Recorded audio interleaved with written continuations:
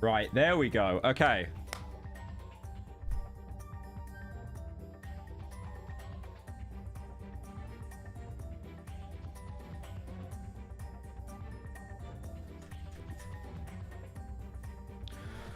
Are we live? We are live! Oh, how are we doing? Chat, chat, chat. It has been a minute. It's been a week. I'm late. How late am I? Just under 10 minutes. It's not too bad. Bro, I've been late like 2 hours before. It's not terrible. Yeah, this is my my last stream. My last stream before I go to play Sweden. So I wanted to have a nice little send-off.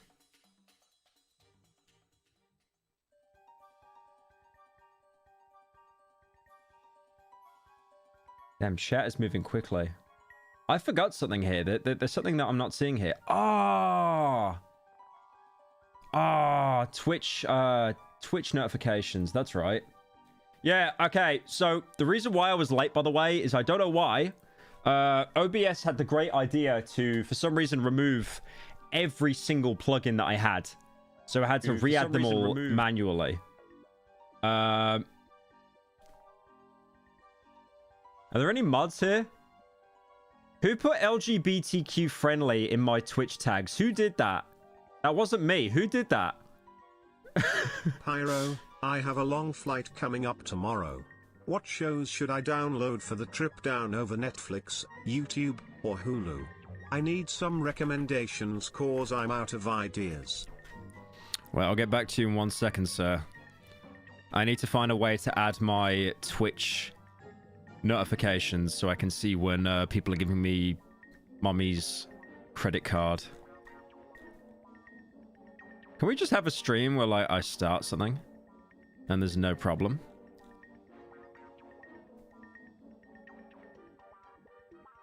Is that it? Is that it? Is that it? Is that it? Please tell me that's it. Please tell me that's it. Thank you, ice number. There we go. Okay, I found the dashboard. Right, I'm gonna add it real quick just so I can see people giving me Twitch subs and stuff. Because your money is always appreciated, and I love getting money. You have no idea.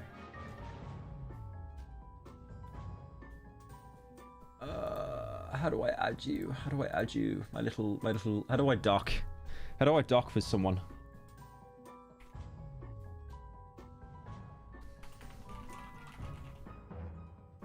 Yeah, I thought I had something wrong here. There we go. Now we got it. Now we got it. Now we got it. Now we got it. Now we got it. Now we got it. Now we got it. Now we got it.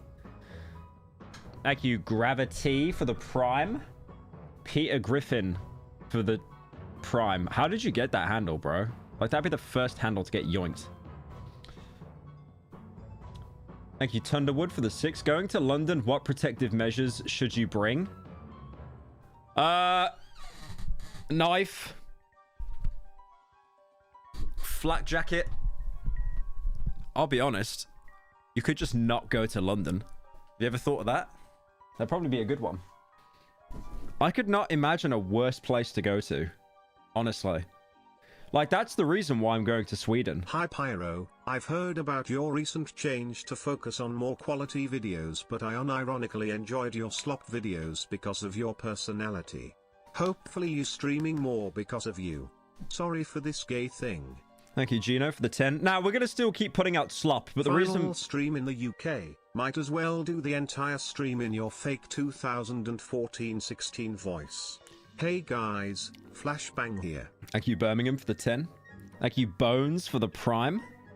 We got a hype train on Twitch. I don't know what that means. What does a hype train mean? I keep asking this every stream. Is it just to get more money? Is the money doubled? Yeah, Gino, thank you for the 10. So, with the slop, we are going to still keep doing it. Like, I enjoyed doing the Death Grips video. Genuinely, I enjoyed doing that. And the Kanye one was funny. Obviously, we've still got ASOT and stuff. The reason why there hasn't been any slop in the past couple of days is because we're going to put out, like, a higher quality video that's probably going to be, like, over an hour long. And I just want to see how it does. But I think we're still going to keep doing slop, but, like, intermittently. kind of thing. Thank you, Rembo, for the 31 months. Appreciate it, man. Dude, this is why I love streaming. I was just sat here in my chair and I was like, oh, I've just worked out. I've had a nice little bath with my lush bath bomb. Straight, by the way. And now I just want to go to bed and watch Severance where nothing happens. But then I turn on stream and the energy.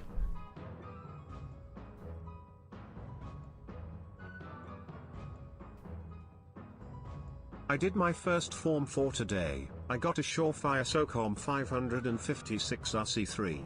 Holy crap, was it expensive. My GF thought it was cool too. Did you see what happened with Joshua Block? He got arrested, right?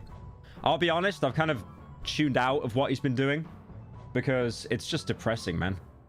You know, like us, you know, Japan has like a 99% conviction rate as well, right? I mean, he's probably still back out there now, like drinking. I'm sure they just let him off because dumb tourist. Thank you, Fail Russ, for the 22 months. Thank you, Kojak, for the 31 months. Dame. Appreciate it, man. Thank you, Rebu Malix, for the Prime. Can you guys have, like, easy to pronounce names, please? Please?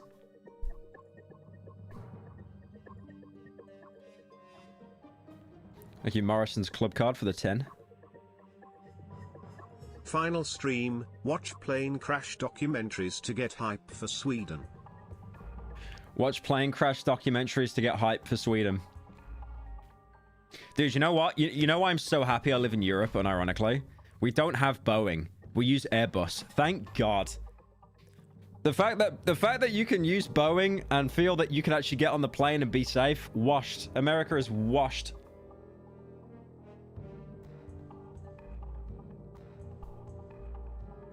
Thank you, Racer, for the 2. Thank you, Give Me Your Cookies, for the 13 months. Yeah, I'm really excited for the move, man. I'm really excited. I'll be honest, I've been a little bit anxious. A little bit. I still haven't packed a single thing, but I'll be honest, the apartment's getting, like, furnished and stuff, so I just won't... I'll only really have to bring clothes, I think, and, like, toiletries and that. Jerkmate stream. Dude, did you see the Jerkmate game? Did you see it? They made, like, a cookie clicker based off Jerkmate. Wait, can I show this? I'm pretty sure I can show this on stream. It's not like 5 it's... big braps for Pyro. Thank you, Raw Burger. Can I show the Jerkmate game on stream? I don't know. Do we get to treat Twitch chat like second-class citizens? We need a term for them. I suggest we call them the Goonies. I'll be honest with you. Thank you, Raylan, for the 20 as well. I have a long flight coming up tomorrow. On a Boeing plane too, so I might be screwed. What shows should I download for the trip down over Netflix, YouTube, or Hulu? I need some recommendations cause I'm out of ideas. What could you watch? There's a really good film you could watch, actually, hey, Pyro, if you've got a flight tomorrow. Been a big fan for a while, just wanted to say you've been my favorite YouTuber since I was like 13. Big ups, man. Stay safe, bro. I appreciate that, man. Thank you for the 10. Thank you. Right, the guy who was asking for the film recommendation. There's a really good film you should watch when you're on a Boeing. It perfectly simulates it. It's called Airplane. It's a very, very good film, and it shows how great Boeing aircrafts are. There's your pilot there on the left. There's your pilot. I think Boeing pay cuts have been so bad now because they keep having to glue the planes together that your pilot is basically just an inflatable blow-up doll, which is great. It's such a good film. I remember watching that when I was like 10. I was just crying my eyes out. It's actually such a genius film. I unironically recommend that you watch it. What's it rated? 7.7? Damn, for a comedy, that's good as well. Comedy's usually complete slop. Help us improve Google? No. You take enough of my data. Thank you, Jewel, for the Prime. Thank you, Smith, for the Prime as well. Is your stuff going to stay in the UK in your room, or are you taking it for Sweden? Is your stuff going to stay in the room, or are you taking it to Sweden? I'm going to leave most of it here. I'm leaving most of it Pyro, here. I saw a tweet from popular Twitter user Midas who posted something I think you'd quite enjoy.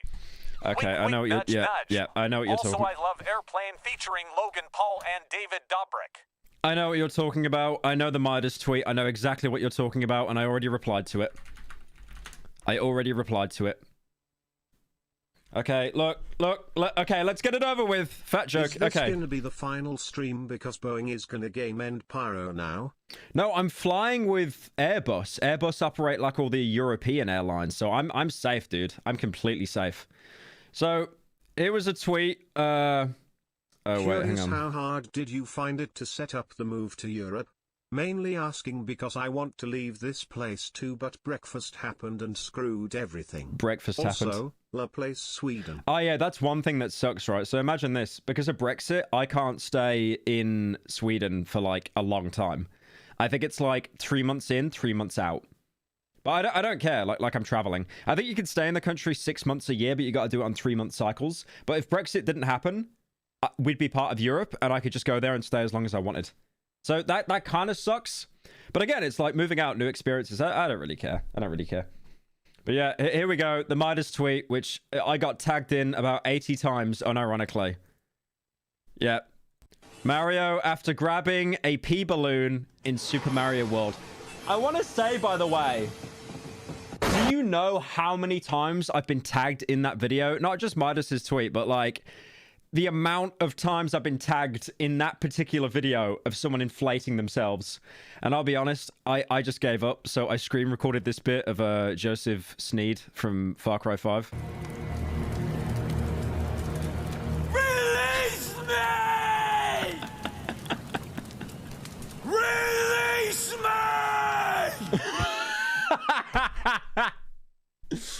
I don't even care. I don't even care at this point. I don't even care. Release me! Right. So, because it's the last stream, I thought I'd do something very special. And that's watching other people's videos. So, yeah, okay. I saw this in my recommended. Stop playing games efficiently. I'm assuming this is going to be like tryharding bad kind of video. He's got a Mr. Krabs. No, that's Larry the Lobster. Come on, man. Know your SpongeBob Lord. Jesus Christ. Picture this. You just got off your 9-to-5 shift at the Poop Fart Factory. Right. Hi Pyro, I've been watching you for like a decade. On and off though BC I thought you were like racist or homophobic a while, but I was also in a manic episode, so anyways hope you're doing well moi. Thank you for the 10, Annan. I hope you're doing better. I am racist and homophobic. So, sorry for the confusion there. Stand up, Pyro. Stand up right now. Stand the up. Do it. Stand up or you're scared. I'm not doing the Joseph Seed bit again. I'm not doing it again. Thank you, Adam, for the 10. Thank you, Draft, for the 2. Hype train completed level 2. God, Twitch users, you guys are broke today. Holy. God damn. Like, you make fun of me and you're actually broke as crazy. Thank you, Not Ellis, for joining. Picture this. You just got off your 9-to-5 shift at the Poop Fart Factory. Okay, already inaccurate. I don't get up. I'm a streamer. I don't get up until 3 in the afternoon. And then I don't start doing stuff until 8 o'clock at night. Get home, you shower, you cook up some food, or maybe get fast food on the way home. Dude, I've not cooked a single meal in my life, I think. I think the last time I cooked, I posted it on Twitter as the Christmas dinner, and it was labeled as an absolute national tragedy, and people never let it go. That's going to be the scariest thing when I move out, by the way, learning how to cook. Day 1, I think I'm going to cause a house fire. Genuinely. Like not deliberately, totally on accident. You clean up a little bit, feed or walk your pet, and suddenly 2 out of your 5 hours of free time are gone. If you're content... I like Glad how... to know that the slop isn't stopping fully. It low-key helps when I feel like shit. The slop helps you? That's So worrying, but I appreciate are you it. staying for Sweden for just 3 months? Or are you actually going to live there for real? I'm not moving like forever, but I'm going to move there for at least a couple of months, yeah, just to try it out. I might hate it. I don't know. I'm excited for it, though, because I've seen countless TikToks of people in their 20s saying, the UK is terrible, and we need to leave. And it's like, okay, it's kind of true. I mean, what's the alternative, man? I move to London and network a bunch? I mean, that'd be great. I'd get invited to, like, movie premieres and stuff, but then I'd probably be even more depressed. I could not hack living in London, man. Like I love meeting people there and stuff, but I couldn't live there. Genuinely. Sweden's great because it's like London, but it's got like 1/10 of the population. Like, it's so much more quiet. I hope you haven't sat on and broke the Half-Life pistol I gave to you at MegaCon, or did your 7 chins crush it into microplastic? I have it here. Dude, thank you so much. Okay, so there's a guy that comes to my meet and greets, and he's always dressed as a Metro Cop from Half-Life, and he gave me this Half-Life pistol.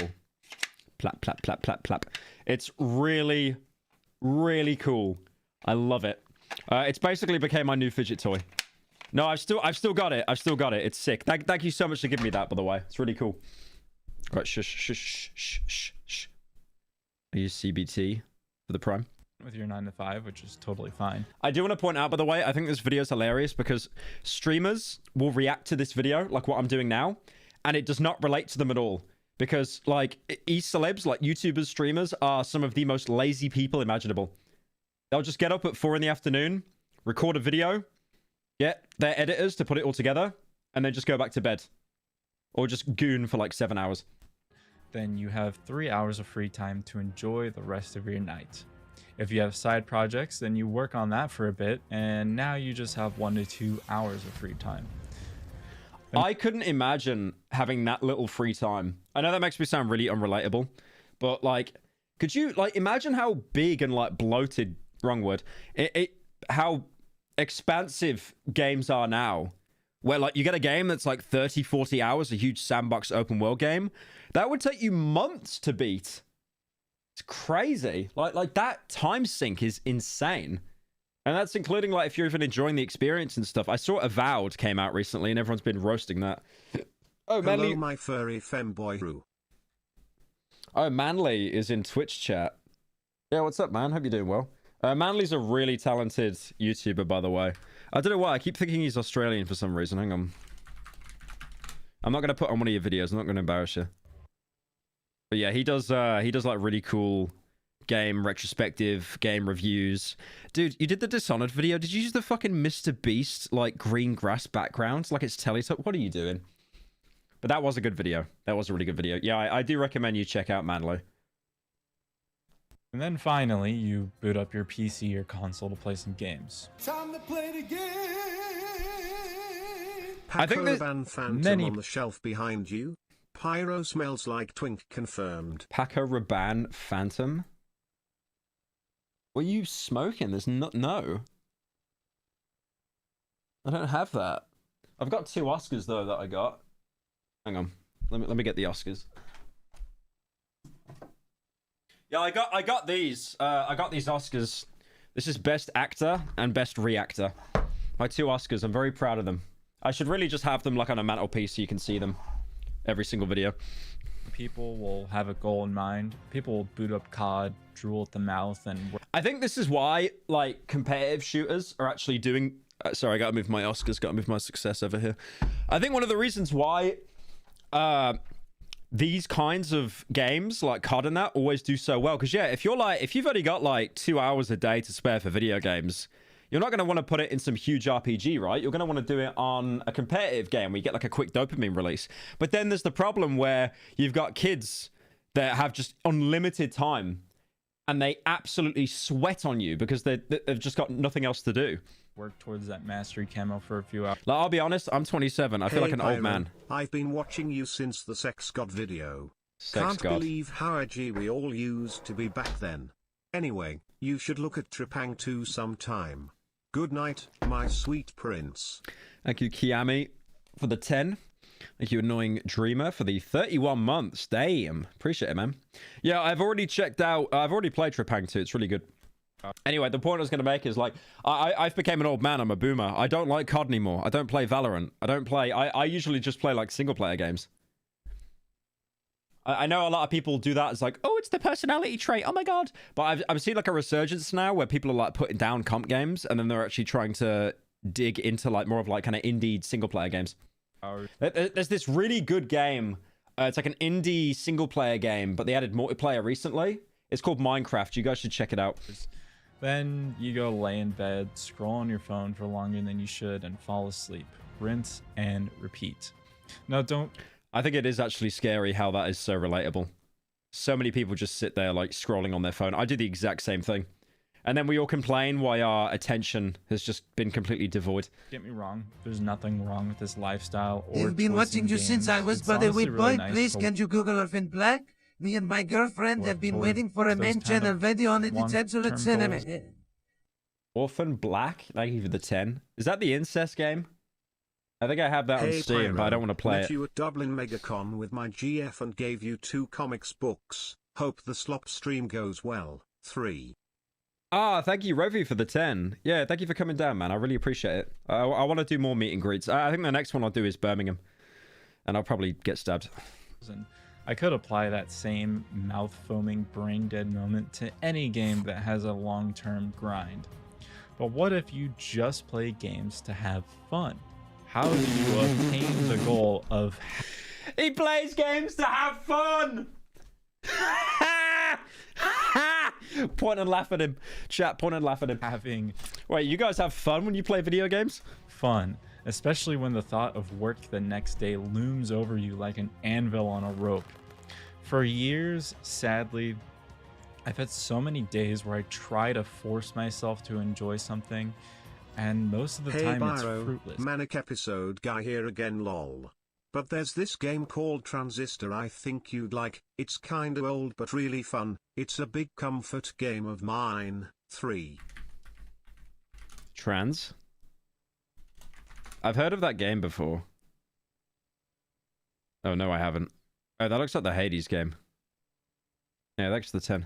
I just can't stop thinking about work even though there's nothing I can control.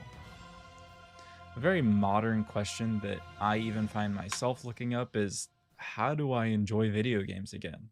I see so many of these, and I think the argument a lot of these make is so disingenuous.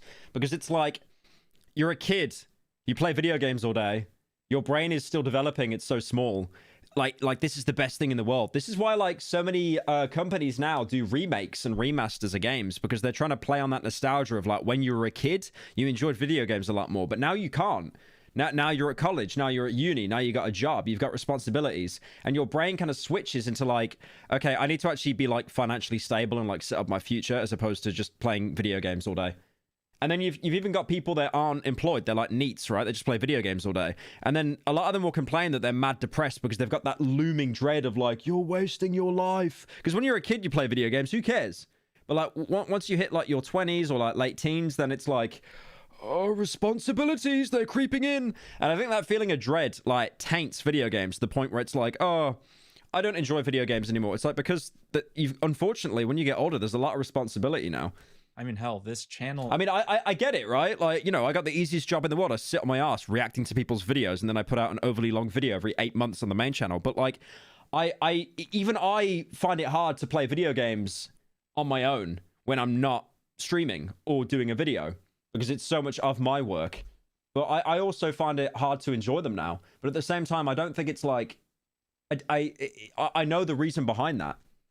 Because when you play, I mean, I remember Markiplier talking about this on an interview once. It's like he, or was it a podcast, basically saying that like he doesn't play video games when he's not recording them because he just doesn't enjoy them, because he's made his entire life around it. I think he just does like board games or something, he said, which is kind of based. Is the spawn of insecurity that I had playing video games while unemployed. This channel became a way for video games to be productive, but they don't need to be productive.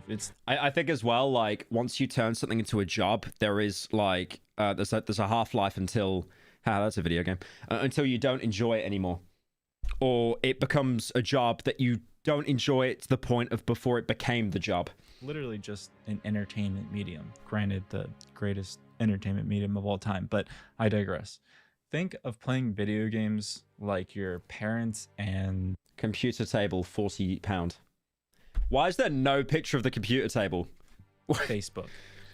Am I buying the old man for £40? Supposed to just be a way to relax and unwind, but when we have such tight schedules, we find ourselves trying to get the absolute most out of our time gaming.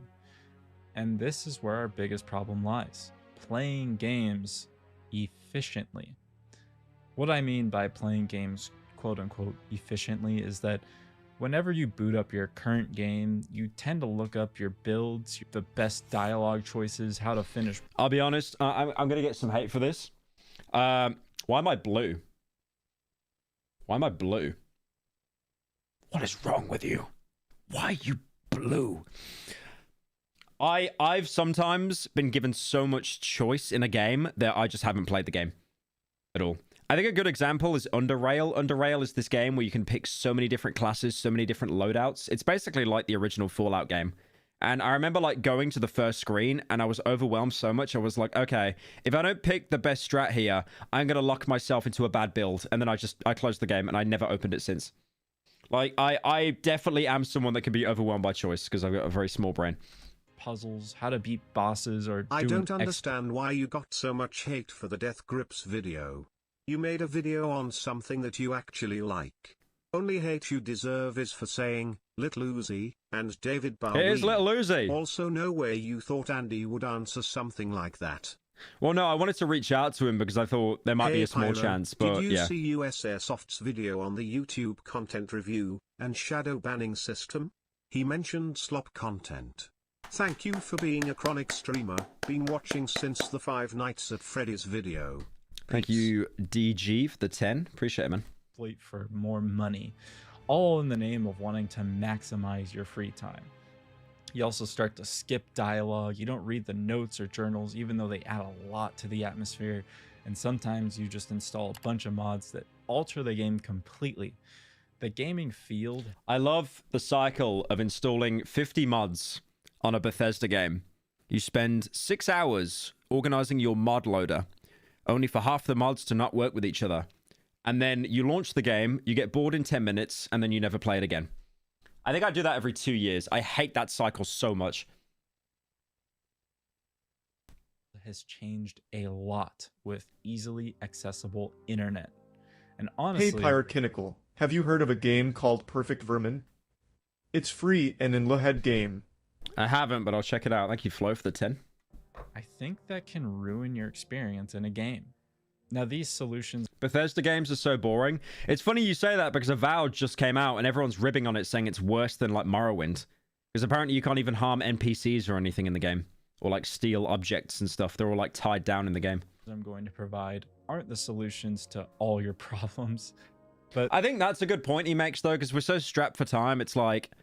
Okay, I need to min-max a game to make as much progress as possible, but in the process of doing that, you're basically killing the game. I mean, here's a good example, right? I installed Cookie Clicker on my PC. I know I'm like 10 years too late. I get it. I'm old.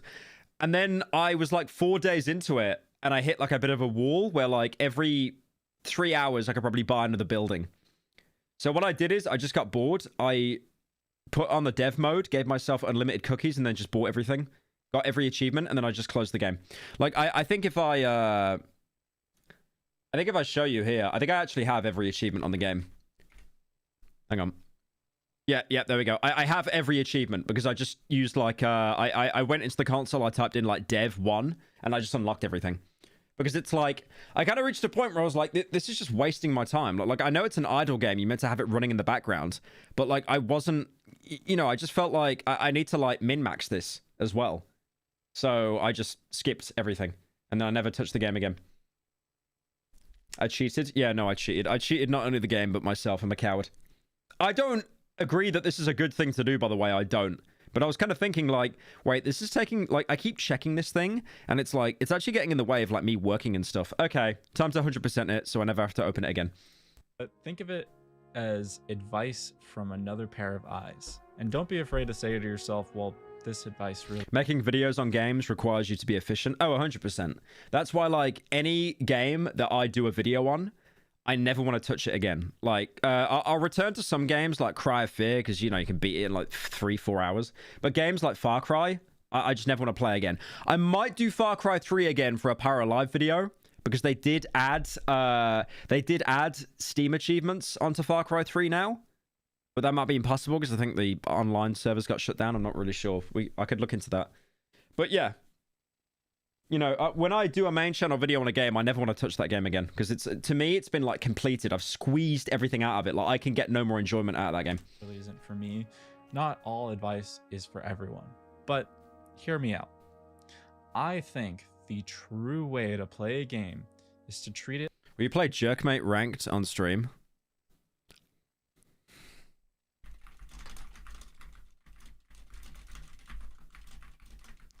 Okay. I'm asking, I'm getting a second opinion here if I should play the Jerkmate rank game on stream, because I've seen it. There is no nudity, there is no porn, but still, it's Jerkmate. Like you're playing it 15 years ago. Let's dig up. I'll be honest, I'll probably leave the Jerkmate game and I'll probably just do like an A start on it or something and just like stick me playing it in there. An old memory of yours, or not, if you didn't experience this, but bear with us, remembers. 10 to 15 years ago, you walk into a GameStop and you bolt it right towards your I like how every single game...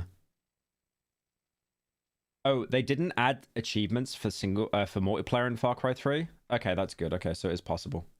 I like how every one of these games always uses this nostalgia bait. Also, nice FaZe Clan rucksack there, little bro. They always use this nostalgia of walking into a game store. Because, like, video game stores now... I don't know how it is with GameStop in America. I mean, I kind of know because the stock meme like a couple years back, but we have this, we have Game in the UK. That's the biggest video game chain. And I'll be honest now, it's just become like, a Toys R Us. Because all they really sell is just like Funko Pops, little memorabilia. They barely even sell games now because most people buy them online. Like, I do agree, okay? Like the nostalgia of like going into a video game store and buying games, that's gone and it sucks. I get that. But also, like, I think nostalgia is, like, a bit too blinding as well, to the point where you go back and revisit something and you're like, oh, this actually wasn't that good. Like, queuing up to buy a game when I could just download it instantly. It's funny because this always happens with people, right? You want the thing that you miss, but if you go back to experience it, then you're like, okay, no, we actually have it better now. Because now it's convenience, right? You can just buy a game from home, online, have it downloaded, no physical copy, no waste, nothing. And then... you'll think to yourself, oh, but I miss like queuing up that midnight release, that experience, having the physical game in my hands. But then you go back and it's like, oh, this is like queuing up for ages. This sucks. And now I got to go all the way back home. And then it's like 3 in the morning. Oh, this kind of sucks, actually. I want to go back. I do understand that there are a lot of people that are still physical collectors, though. And that's based. I don't have a problem with that at all. You know. But, yeah, I think people kind of just flip-flop a lot with stuff like that. HMV still peak. Don't they just sell like I'm surprised they're still open, man. They just sell like CDs and stuff, right? Console section. You don't own what you buy online.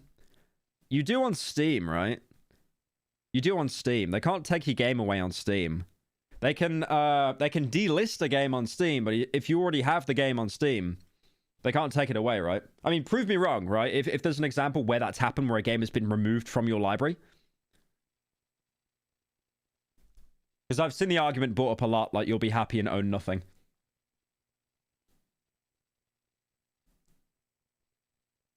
No one really seems to be bringing up an example. Read the TOS. I'm not reading the Valve TOS. 20 paragraphs. I've never known an example of when you own a game on Steam and they take it away from you. I know if you don't buy a game, they can delist it, and that sucks. I remember they did that with Dark Souls 1. They delisted that off Steam, so now you can only get the remaster.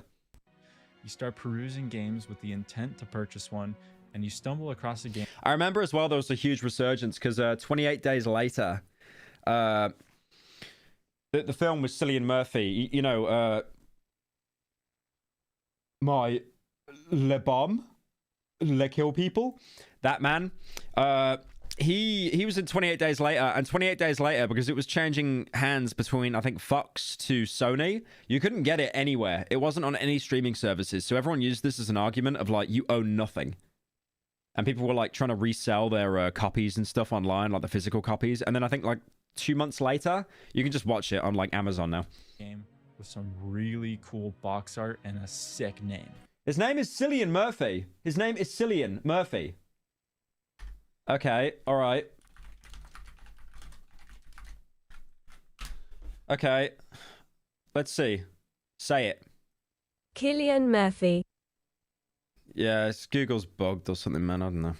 Now, don't get me wrong. There's nothing wrong with this lifestyle or choice in games. It's honestly really nice to work towards those kind of long-term goals, and I could apply that same mouth-foaming, brain-dead moment to any game that has a long-term grind. But what if you just play games to... Wait, what happened? Did I go... I went back. I went back. What the fuck happened? I think the true way, and you bolt it right towards your console section, You start perusing games with the intent to purchase one, and you stumble across a game with some really cool box art and a sick name. For me, when I remember actually the games that had the most cool box art were the ones that sucked the most. What games were there? There was like Damnation. Don't I remember that? There's a game called Damnation. Oh, there it is. There it is.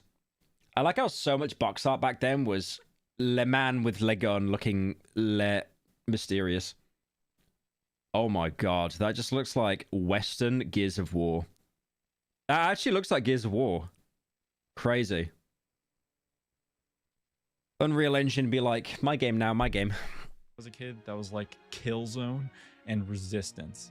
I had no idea what these games were about. Oh yeah, the Resistance box art was sick. Did you see, by the way, they said that they're not making another Resistance game? Insomniac tried to run it by Sony and they just went, no. No. But wait, no Battle Pass? No. Damn, did that box art look sick.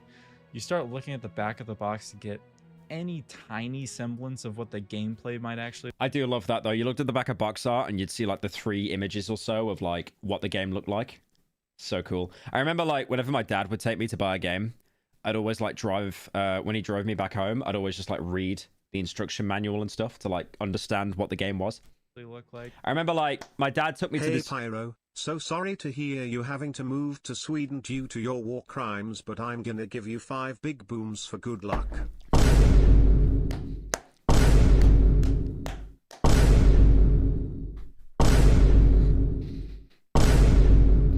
Thank you, Modelo, for the 10. I appreciate it.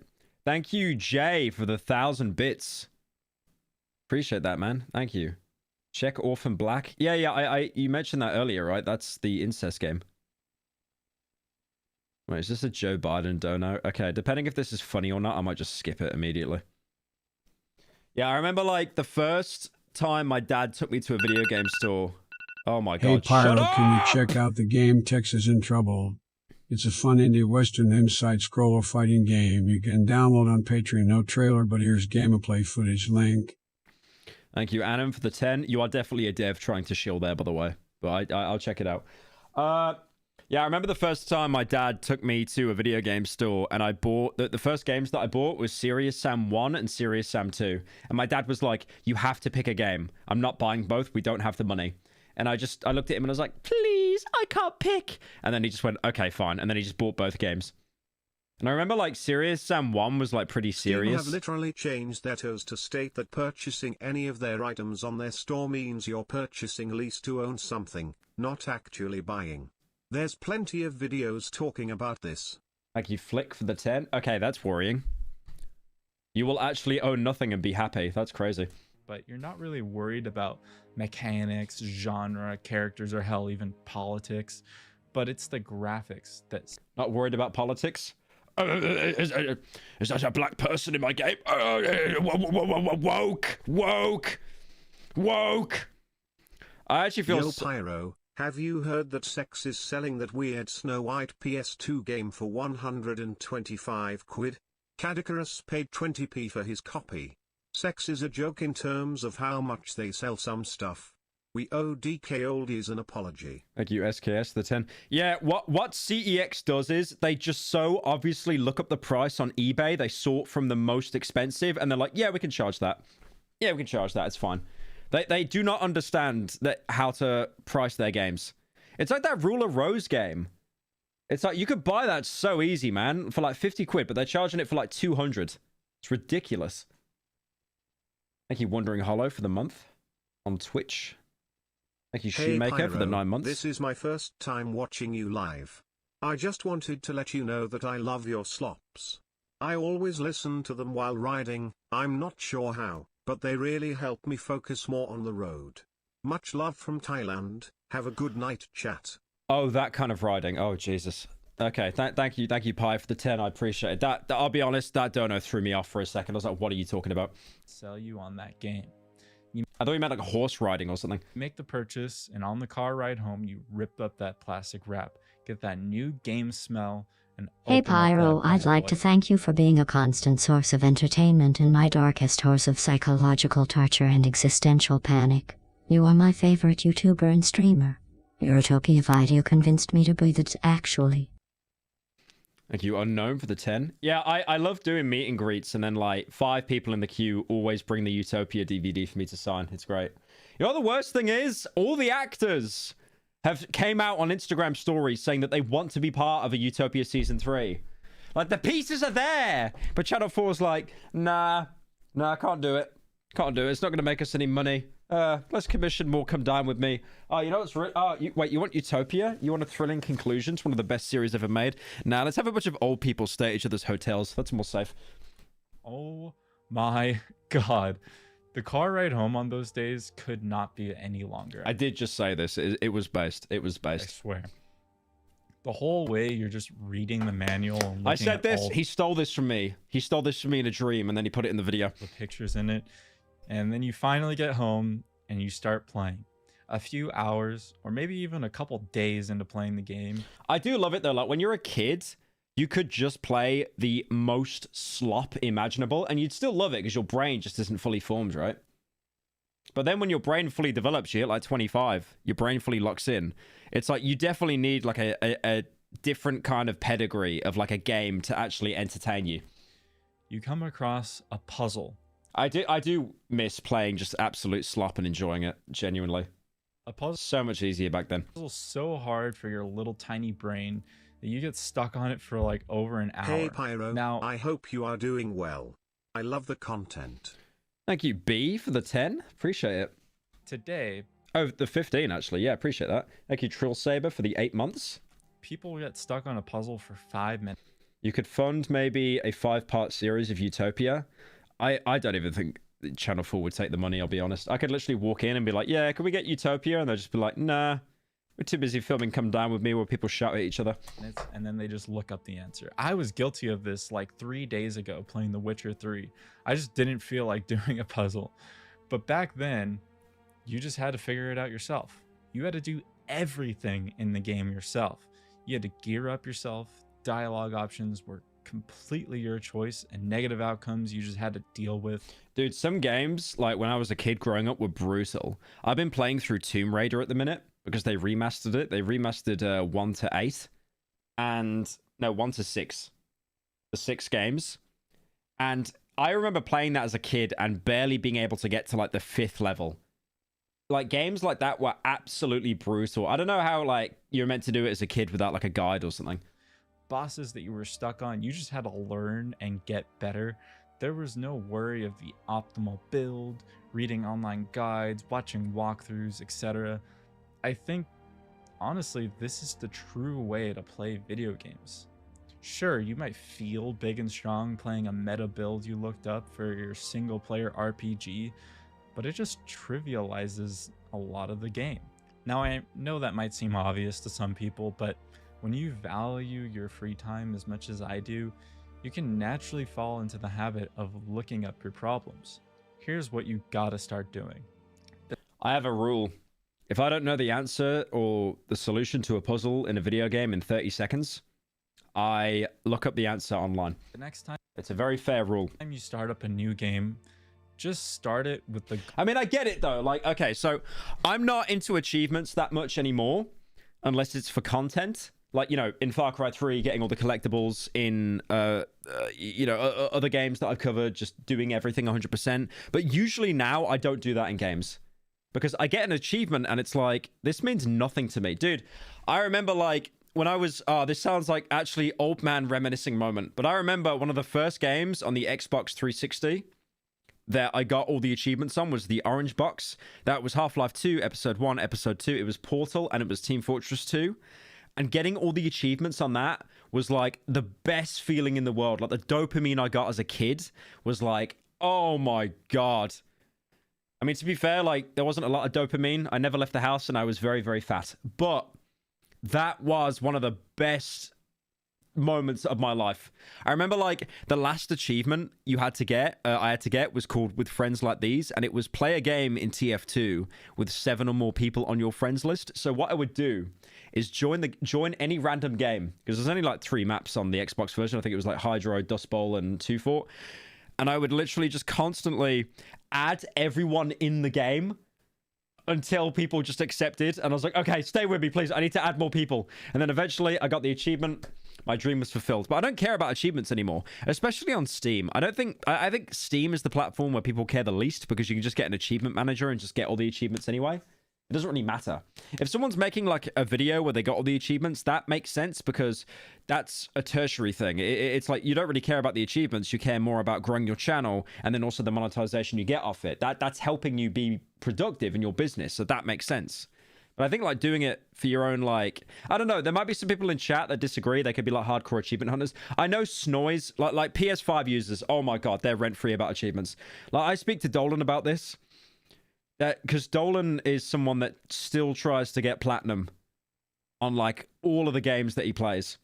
And I keep telling him, like, you do this for free, by the way. And then he tells me to shut up. I love achievement hunting. Yeah, I wish I enjoyed it. I but I just don't get any dopamine from it anymore. It's just kind of like, eh. I mean, if I get an achievement, anytime I start a game, I always play it on the hardest difficulty, right? Dying Light taught me that. Because Dying Light, after the first third, you're way too overpowered. The game gets boring. But if you stay on hard, it's good until like halfway through. Then you get overpowered anyway. So that's why I always play games on hard mode. And then, hey, you Pyro, you beat a game. Hang on. You get a game, you beat a game on hard mode, and then you get the little secret achievement, or like the little achievement that less than 10% of people have, and you got the little Reddit sparkle around it. That's pretty cool. Hey Pyro, I love the videos. Have you ever played the Talos Principle, and would you consider doing a main channel video on it? Love from Australia. Thank you for the 10. Yeah, I haven't played the Talos Principle. I know it's done by Crow Team, though. I want to check it out at some point. Goal of not looking up. Thank you, Hairline Hob, for the 2... Okay, why are we doing troll names on... Why are we doing troll names on Twitch? I haven't streamed on Twitch in 4 years. Why are we doing troll names on there now? A single thing. Play through the whole game if you enjoy it. And I promise you, every victory, puzzle... Dude, I bought God of Soy. I never played it once. Look at this. Oh, I never bought it? Oh, I didn't? Okay. False memory. Yeah, I bought Spider-Man. I never installed it. I never played it. What is wrong with me? There are probably so many games that I just haven't played. I mean, at the minute, my library's kind of full of all the games that I played for a stream. There's just there's actually no games. Okay, that's cinema. Dude, I played that in 2022. Uh-oh. The coffin's coming. I just don't think there's any games. I mean, what did I do? What did I do last night? I booted up Ghostwire Tokyo. And I played it for like a minute, and then I was like, yeah, I'm bored. And then I've been getting into Helldivers a bit more recently. Only because there's mods for the game now. Yo, Pyro, are you looking for any more editors? Thank you, Annan, for the 10. Any more editors? Not really at the minute, but if you've got a portfolio, I wouldn't mind looking. Just DM me on like Twitter or email it to me. Oh, thank you, Epic Danky, for the 50 gifted, man. Appreciate it. Again, W's in chat for Danky, as always. Thank you so much, man. Really appreciate that. I hope you're doing well. 50 gifted. No, he's actually... No, he won... He definitely won the lottery in a past life, and he gave it to his future self. Like there's no way he has that much money. He's definitely gave over $1,000 total in gifts and stuff. No, I really appreciate that, man. I hope you're having a good night. Yeah, I've been playing the Tomb Raider remaster as well. I love the Tomb Raider games, man. They're so good. Gloomwood as well. That's really good. But I don't really want to touch it again until it comes out in full. System Shock as well. System Shock 2 is coming out, by the way. The remake. Oh, the remaster. I can't wait for that. Yeah, that whole not going for achievements is a fib. We've seen you play that crawling game sequel and spent like an hour trying to get the last achievement. Thank you, Hairline Harold for the 10. That's crazy. Thank you, Niall, for the month as well. No, okay, so I wouldn't have done that if it wasn't for content, though. That's the reason why I wanted to get all the achievements, because I wanted to do it for content. I wouldn't have done that if I was like on my own. And also, I didn't have to do too much to get all the achievements, to be fair. It was only like an extra 15 minutes of backtracking. Solve, build that you come up with yourself, and dialogue choice that ends well will all feel so much more rewarding. This is the way developers want you to play the game. I recently played Timberborn for the first time. I am absolute dog water at city builders and strategy games for some reason. So in order to enjoy... I hate to admit it. I don't get city Hi, building games at Pyro. all. I was really inspired watching the Darkwood video and it made me want to make a horror game, and today I just announced it. It's called Complex 629. Do you have any advice for a first-time dev? Complex 629. What is this? This comes up with buildings. Oh, thank you for the 35, Lilix. Appreciate it. Do you have any advice for a first-time dev? Oh, yeah, I got loads, despite not making a single video game. No, I got no advice. I mean, that's cool that you've made your own game, though. I mean, keep at it. Oh, yeah, no. I got it. Okay. You want me to give you advice as a first-time dev? Okay, listen. I am talking right now. Battle Pass, day one. And also, don't finish the game. What you do is a day one patch that's 50 gig. And it fixes nothing. And it just bloats the game even more. And then, you add 3 battle passes. Each one, $35. $35 battle passes. And it will give you, like, a purple armor, purple gun. It will give you a little keychain on the end of your gun as well. Maybe it has a little emote. And then on top of that as well, you add DLC that adds like 1 new map for $40. I'll be like, with that, you will go far. You'll be picked up by EA and you will go very far, my friend. I promise. Thank you, Brandon, for the 22 months. This one. Appreciate it, man. I set the difficult. I've been here for 2 Hi, years. Pyro, Let me out the please look basement. at this No. surreal game I found on Steam. It's called Moothole and is a surreal, exploration, retro graphic game that might be right up your alley. Love you vids BTW. 2016 viewer here less than 3. Mouth hole. Mouth hole or mouth hole?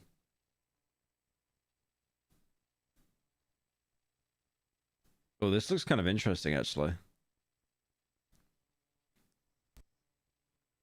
Hey Val from Outlast 2, you should watch Peter Spitch's video essays. They wouldn't make this game today. It's a great video essays on Wolfenstein and is also very depressing. Give it a watch when you're done with this vid.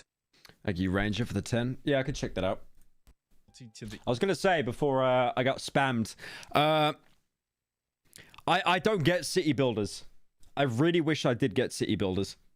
I saw like Schlatt playing like City Skylines, but I just don't get it. I don't get how you get fun from this at all. I'm not saying it's bad. It's just like my brain's stupid.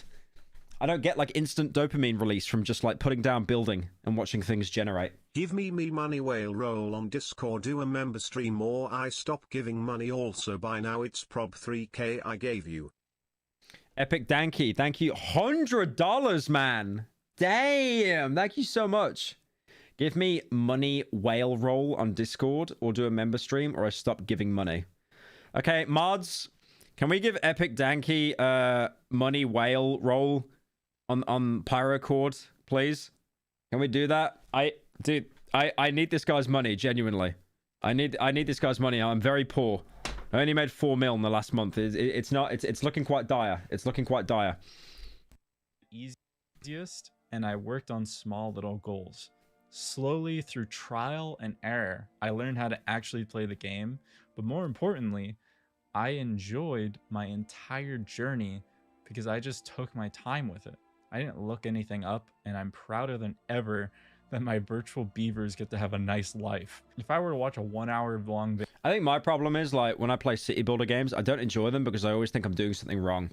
It's like when I play Minecraft, right? When I make a house on the first night, I'll play on hardcore, and it's like I have to make the best house on the first night.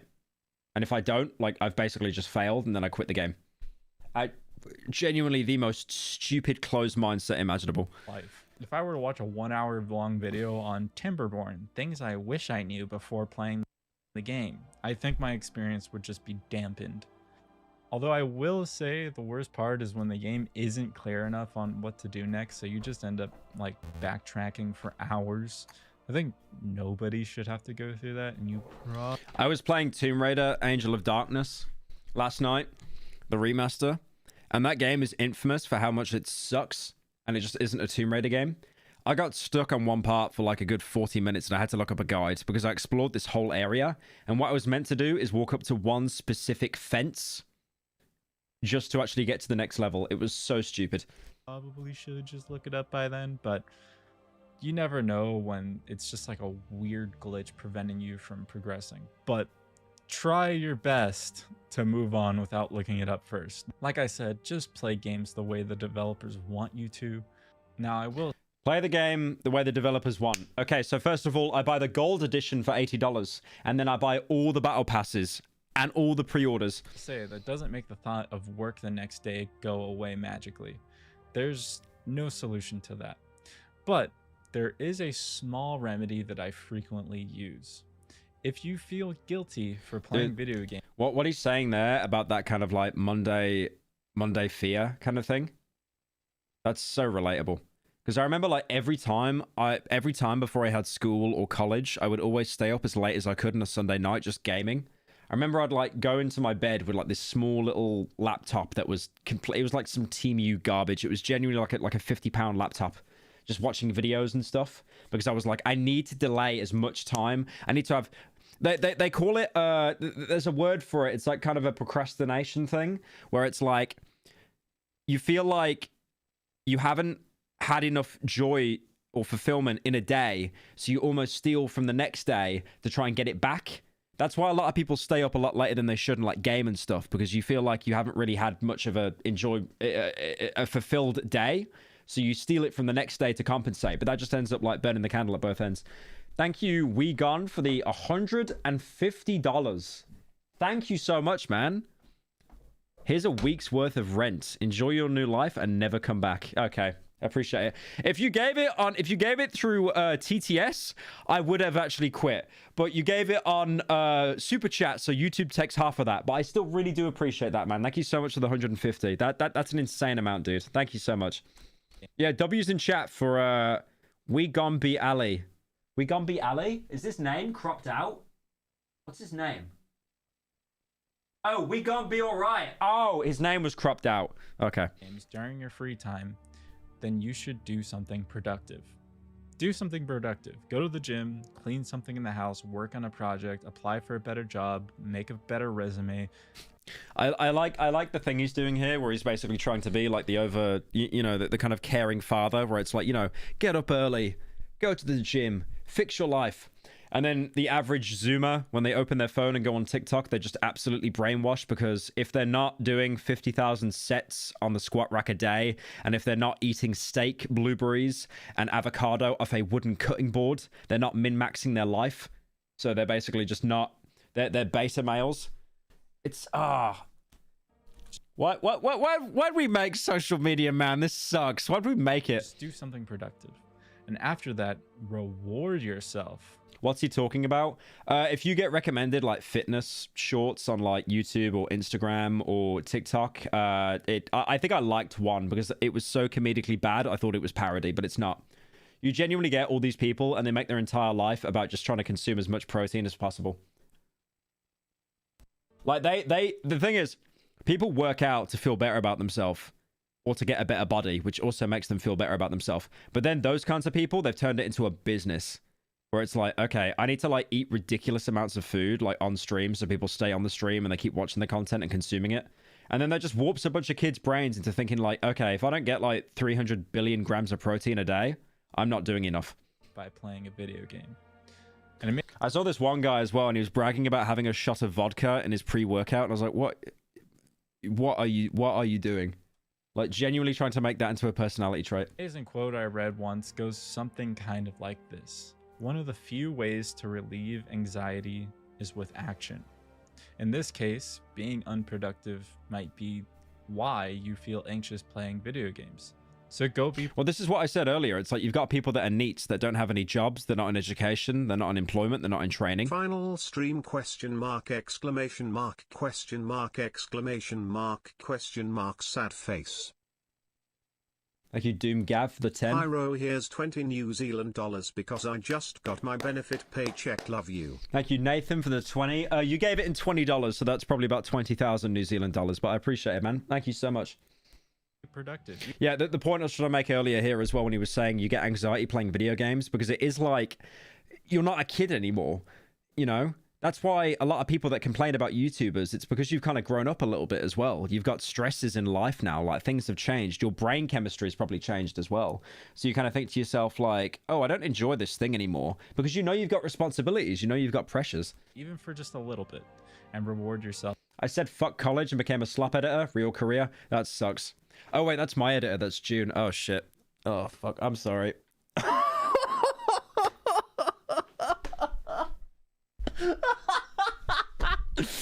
I friendly fired my own editor. I'm sorry. It's okay, bro. I became a YouTuber. I do think I feel. I never even went to uni. I went to college and then I pulled out. I shouldn't have said the wrong word. I dropped out. And then I became a YouTuber. So it's okay, bro. We're both losers. That's crazy. Yeah, you can take it up with HR. With video games, you will have a much healthier relationship with your games if you do both of these. How do you think I feel having a degree working on slop? Yeah, that's a fair point actually. Like I wanted to be a doctor before YouTube. Could you imagine that? Me being a GP? That'd be horrendous. No, June, I love you, man. I'm doing a bit. It was okay, June. I knew it was you. I'm doing it for the clip farm, okay? But this isn't gonna make it in the clip. So that's it. That's my tip for all of you in this. He does a twit longer on me. He's like, my boss used me for clip farming. He exploited me. Same boat as me or anyone. Play a game like you're a kid again, and if you have to, just make video games a reward for a hard day's work. That's really all I got. This was just a thought that I've been having for a while, and after I think this is a good video. He obviously does touch on a lot of things of like I think the main message of this video is getting older sucks, which is true. Definitely true. I mean, you know, there's so many games that have been remastered that I've played.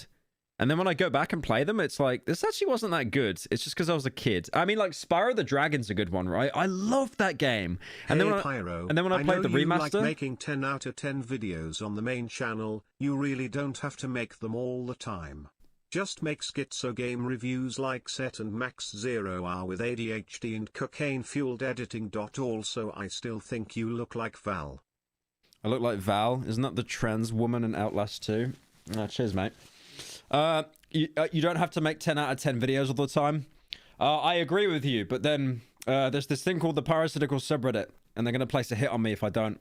No, I'll be honest. I did the Rodlander Pipes video. That wasn't a 10 out of 10. That was a shorter video. That still did well. The next video we're putting out on main as well is talking about like a YouTube video series as well. So that's not, because that's not a video game review. Because you know how I used to do like TV shows and like films and people like that? I want to try and bring that back again. Thank you, Ghost, for the 10 months. Happy late Valentine's Day. Thick Venom is waiting for you in Marvel Rivals. I need to have the Joseph Seed clip just on repeat, like just able to. Right. Okay. This one's about FaZe. Oh, actually, speaking of Marvel Rivals, I've been tagged in this video multiple times, and I don't know why. This was all over Twitter like a couple days ago. You can even see one of the comments here. Paracynical mod. Paracynical. Yep. Great.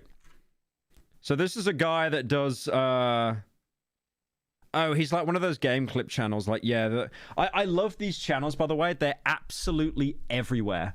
Where it's like, the developers somehow thought you might do this. When the developers, Big Chungus, leg of ham... I just love how they always put the developers as well in every single instance. Pyro, can you do a review on Fight Club and how it was all in the head? No, you can watch the film, but thank you for the 10, Nathan. Thank you, Jack, for the 2 months. Appreciate it. I hate these channels. They're fine. There's one actually called Teabag Gaming that does good stuff. Yeah, he does these kind of like, you know, very vague title, always a gun in the thumbnail, and they always do kind of well. Well, sometimes they're very hit and miss, but it's the same as my channel with Slop. Like, sometimes you get like a fat miss. But then he'd always do, this gun was considered a war crime, don't shoot this nuke. You know, just all this kind of like vague clips and stuff, and they always do really... Is that Battlefield 3? This is probably the funniest QTE section in all of gaming. In Battlefield 3, they added QuickTime events to the single-player campaign. These were very simple and didn't really serve a purpose, but they were pretty common back then compared to now. I loved the QTEs in Battlefield 3, by the way. I think that was so cool. I remember one where you just slammed a guy's head onto a desk. It was great. Usually appear when finding an enemy or something like that, but... I know what this is going to be. This is going to be the rat in the tunnel, and if you don't... There's this rat in a tunnel when you're trying to escape in a Battlefield 3 level, and if you don't actually if you don't stab the rat, it bites you, and you go, ow, ow, you shake your hand, and then you get spotted and shot. In the third mission, called Uprising, they added a QTE in a very strange manner. In this mission, you wake up from being knocked out after an earthquake hits. Then you have to sneak past some enemies that are searching for you. And eventually, you have to go prone and crawl through a very tight space. Then this is what I hate so much about like playing video games my whole life. Whenever you see people do shorts about stuff like this, like 9 times out of 10, I know exactly what they're going to talk about. rat comes out of nowhere and tries to bite you, and you have to kill it by passing... How can you kill what has no life? ...in the QTE. However, if you fail this QuickTime event, this happens. The rat will bite you, and because of that, the enemy finds you and kills you. But before you die, your character, as a last act, flips off the rat, and the rat just stands there. But it gets even better. Because of this stupid moment in this game, PETA, the animal rights organization, actually called out Battlefield and said that this can inspire young men to do something similar in real life. Oh yeah, no, I'll go out and stab rats because I died to a QTE in Battlefield 3. Yeah, I'll definitely do that, PETA. Dude, I'll be honest here. I think PETA are just the original clip farmers. Like, they are the original rage baiters. Like, I know, like Jack Doherty, Neon, we give them a lot of hate, but I think PETA are like, they were the OGs. It's almost like they do everything they can just to be like, hello, talk about me, Hey, talk about Pyro, me, please. How do you cope with getting older and taking on responsibilities? I just finished high school and I'm really struggling with the idea of actually growing up. As someone who made it to their 30s, how do you cope with it? As someone who made it to their 30s, okay, first of all, I'm 27. That's not very nice. How do you cope?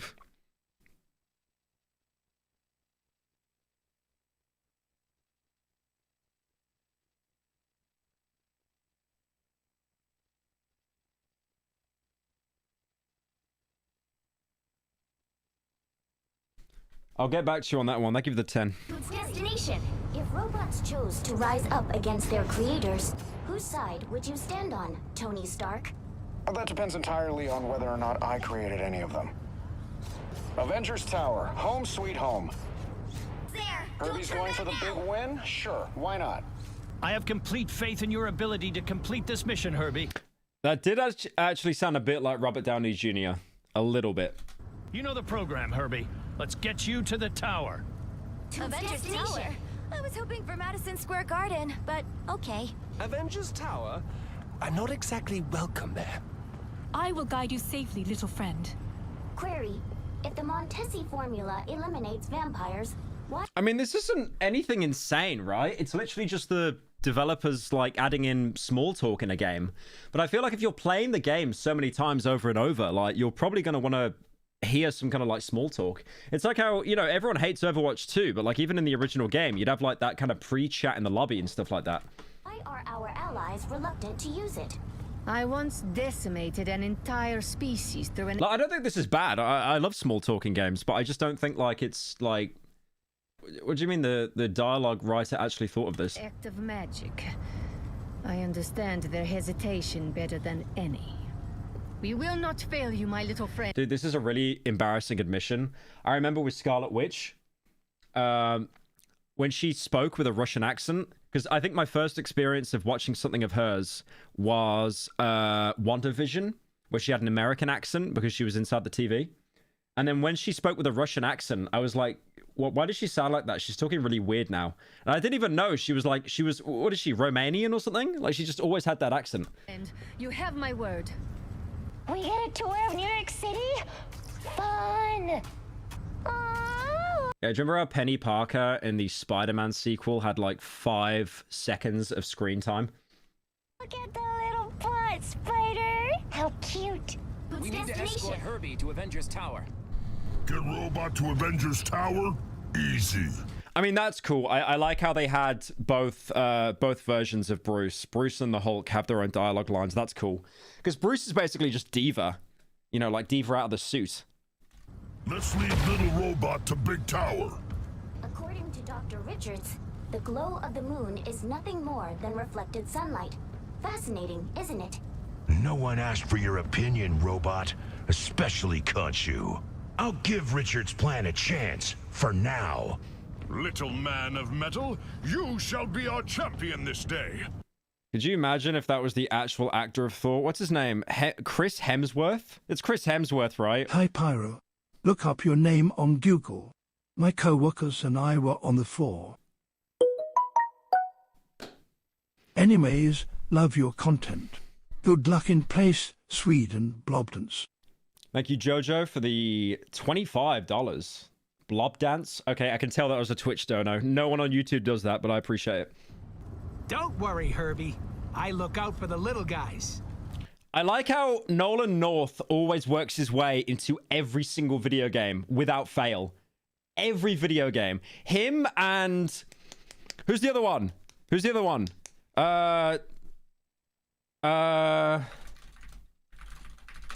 Last of Us. What's his name? What's his name? Troy Baker. That's right, Troy Baker. You are safe with us, Herbie. Woohoo! Field trip to Avengers Tower. Yeah, I remember like people saying Squirrel Girl was thick all over Twitter.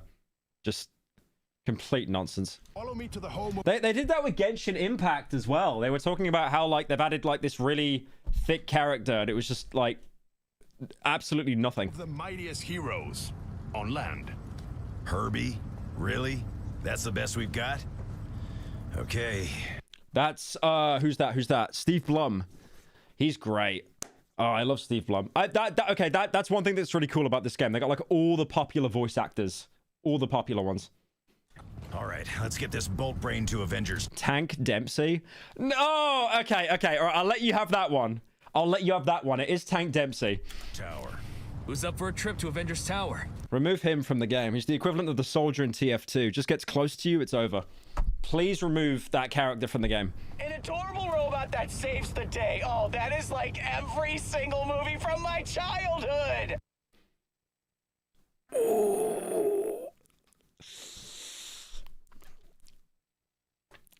Okay, that was a little bit Marvel.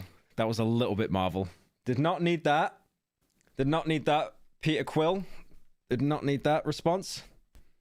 Avengers Tower, here we come. Dude, I played Spider-Man. I had so much fun with him, unironically. If you just mash every single button on the keyboard at the same time, no one can hit you. And you might actually hit someone with a punch every 5 minutes. It's great. Equal to its destination. Herbie, loyal and true as always. Come. Okay, that's why I got tagged in it. Oh, cool, a Pyrocynical mod.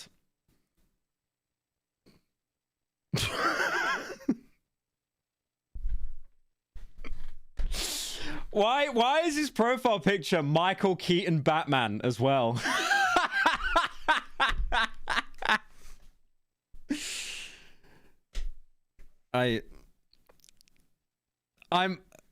I'm gonna refer back to the clip. I'm gonna refer back to what I posted on Twitter.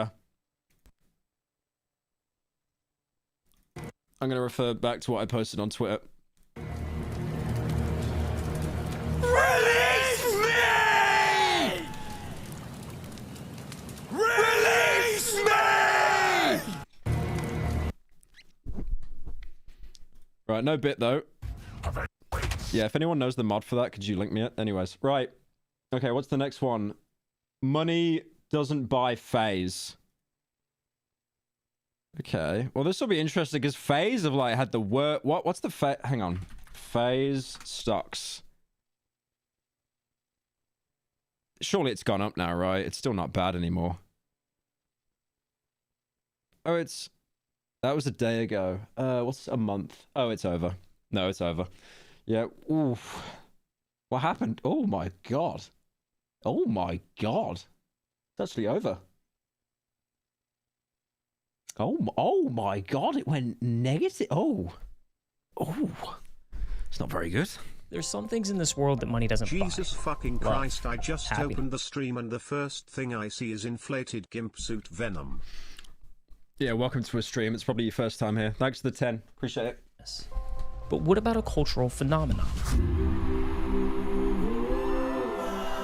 It is crazy to think, though, like, in the early 2010s, or like the mid-2010s, FaZe were basically as big as, like, what Kai Cenat and I Show Speed is right now.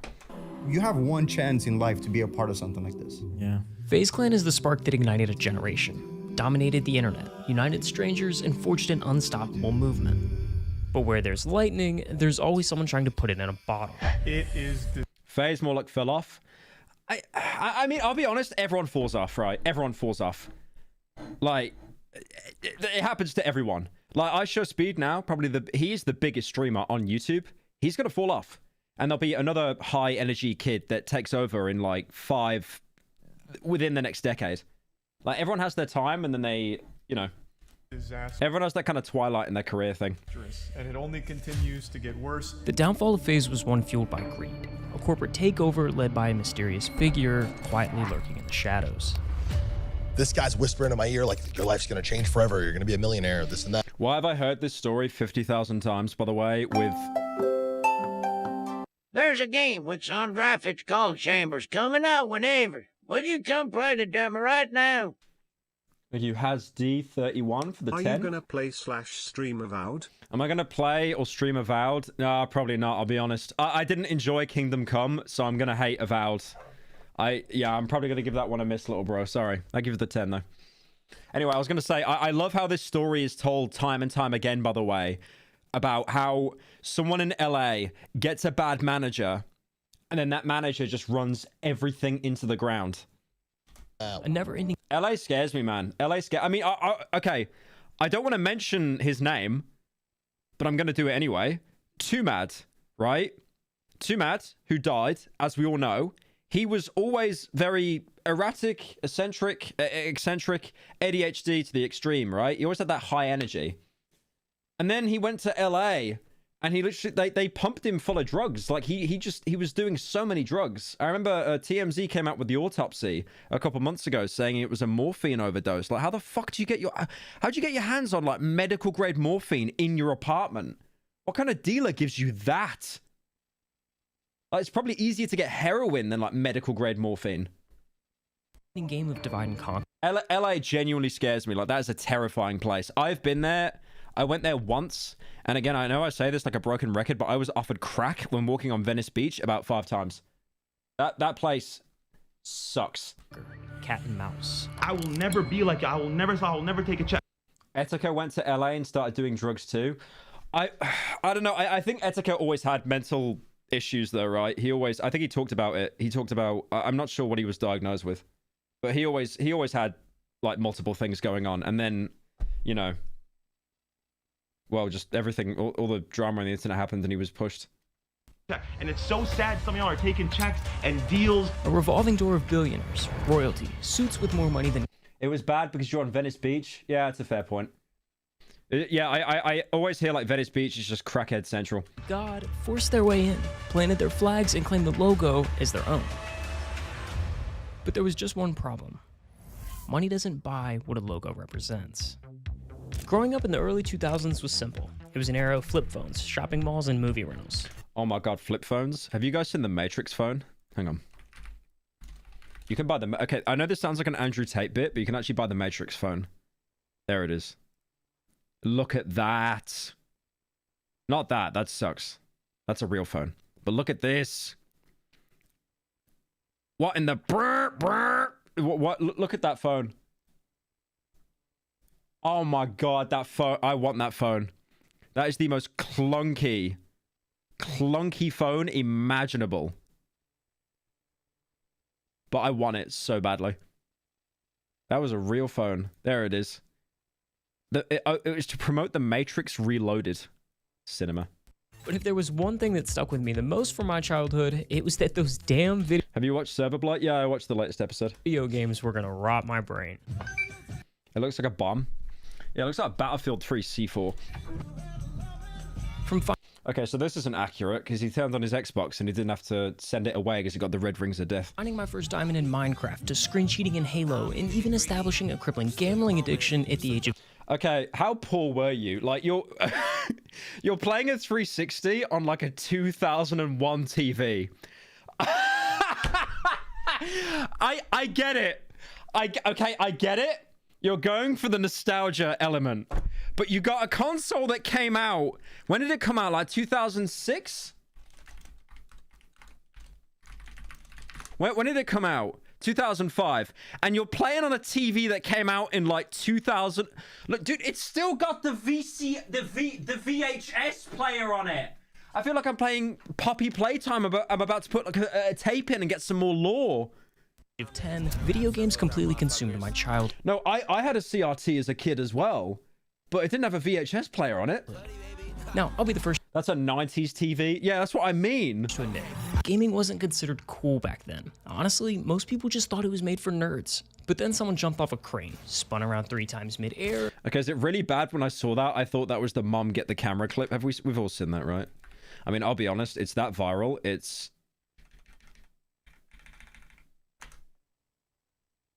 Why'd this come up? Why'd this channel come up? Who is this? I don't know. Oh, that's right. I was talking to Goldsec, and I think that was one of his editors. Yeah, we've all seen this, right? It's cinema. Okay. What do you mean everyone's seen it? Notice the Sweden flag. I like this video now. No, get the camera! Cinema. And trick-shotting was born. Oh my god! As YouTube exploded in the late 2000s, and blockbuster titles like MW2 and Black Ops took over like wildfire, a new... Okay, I thought that was Yandere Dev for a second, I'll be honest. Damn. Over like wildfire, a new wave of gamers emerged. And at the forefront of this revolution was a group of friends who weren't just playing the game, they were breaking it. FaZe wasn't necessarily about winning matches. They were about creating moments, the kind that you couldn't ignore. Instead of focusing on objectives like capturing flags or planting bombs, FaZe members were in the lobby for one reason: trick shots.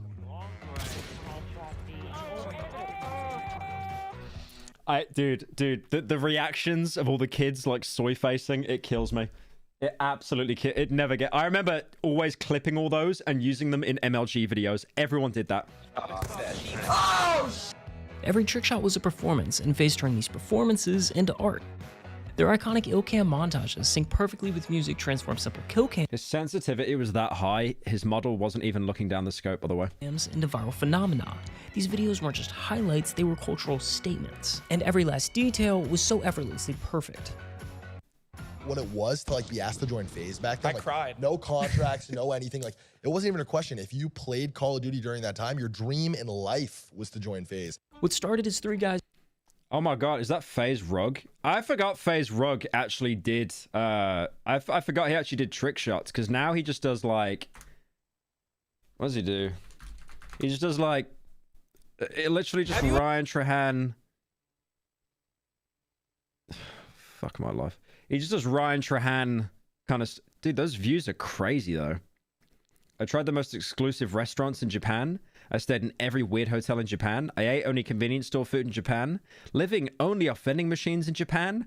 I ate only healthy fast food for 24 hours. I bought the rarest items from every store. Guess the secret WWE superstar. I bought a 25... Okay, I want to say this now. Can someone put me on this gold plane that everyone's going to? Can someone put me on this gold plane, right? Where is this gold plane that every YouTuber seems to be getting on? I'd like to know where it is, because I've been on business class before. I've never flown first because I'm poor, but there's this golden plane that all these YouTubers seem to be covering, and I would like to be on it. I don't know how a plane made out of gold could actually get off the runway, but I would love to see it. What started as 3 guys playing video games and making videos quickly became one of the most exclusive status symbols in all of gaming. With members across the globe and thousands dreaming of being invited, being a part of FaZe meant you were somebody. You sat at the hypothetical cool kids table of the gaming world. Now, for most, that's what it would stay. Just a random sequence of 4 letters and a gamer tag. But for a select group, they would decide to take this opportunity and run with it. What's up, guys? My name is FaZe Temper, and this is the FaZe and G Fuel House. Founding members Temper, Apex, Rain, and Banks made a pivotal decision to transform their passion into... What happened to FaZe Rain? Is he still around? I actually want to see where he is, because I haven't actually seen what he's been up to. I love this. Is he still uploading? Thing is, a lot of people think, like, if you're not doing videos, you fell off. But it's like, people find other ventures and other businesses and stuff like that as well. Why I tried to end my life? Oh, it's in GTA. Wait, is that real or not? Norden, be for real with me. Is this real? Did he actually have a... Is this... Oh, I think it's real. There's vaping there. Nice. Sign up and deposit using Rain for 1,000... Okay, so that's like a fantasy pick thing. Oh, I think it's real. I mean, kind of based, though. Like, you came back, and then you make a video saying about how you tried to take your own life, and then it's sponsored. Making the best out of a bad situation. I'm not even being snide. I think that's actually kind of genius. FaZe Banks meets up with Grace. Yeah, I don't really know that much about the FaZe lore. I just know FaZe Banks, Brother Banks. Brother Banks hairline. We all know Brother Banks, right? We know Brother Banks, the incident. Where's the nightclub screenshot? Where's the... I don't want to type in FaZe Banks hairline onto my search. Right, there we go. FaZe Banks hairline. Yeah, there we go. I don't know who made that thumbnail, and then they chose to pick like a monk from Oblivion. Hella bold. Lol crying emoji. Logan Paul embracing balding. I do like that. He was thrown out of a club for being too drunk, but no one actually cared. They were just like, oh my god, he's got a bald spot. Into a legitimate business. They split equity. Pyro hairline. Okay, I'll show you something now, bro. I'll show you something now. You see any balding here? Any balding? Hey, Pyro, there is a girl in my class that I can't get out of my head. How do I talk to her, bro? I need some advice, gang. Would help a lot, thanks, Master Slime. Thank you, bro. Please help. There's a girl in my class. I can't get out of my head. How do I talk to her? I need some advice. I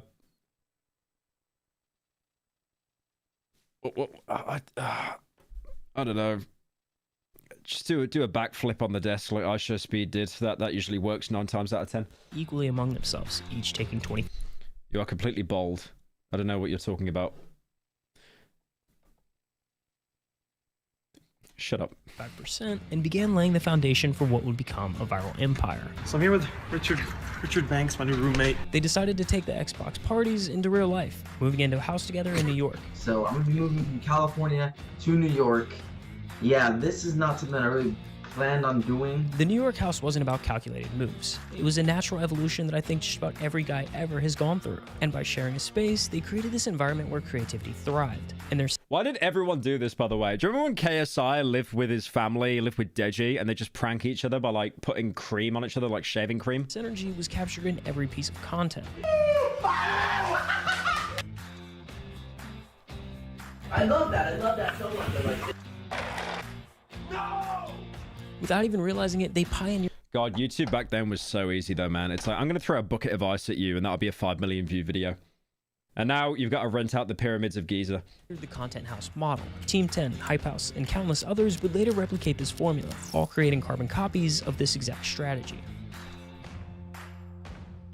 The Content House model works so well because each person acts as a character in the other's vlogs. Pyro, give me some real advice. I need help, please, Master Slime. I don't know. Bald would be better than that clapped trim. Bald would be better than that clapped trim.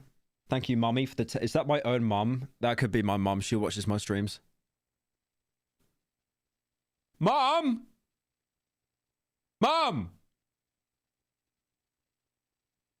Are you donating on my streams again?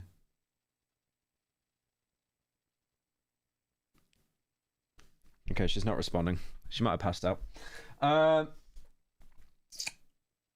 Give me some advice. I don't know what to tell you, bro. How do you do Riz? I don't know.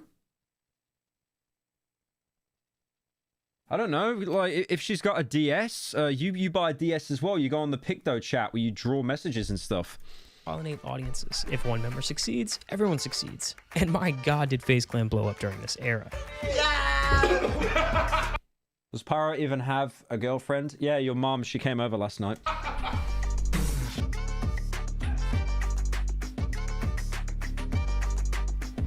By 2018, FaZe Clan was at its zenith. They had become the face of gaming culture and one of the most recognizable brands on the internet. Hollywood Hills mansions, supercars, sponsorship deals, and a never-ending stream of viral content painted a picture of unstoppable success. Yet, just beneath the surface, a slow poison was spreading.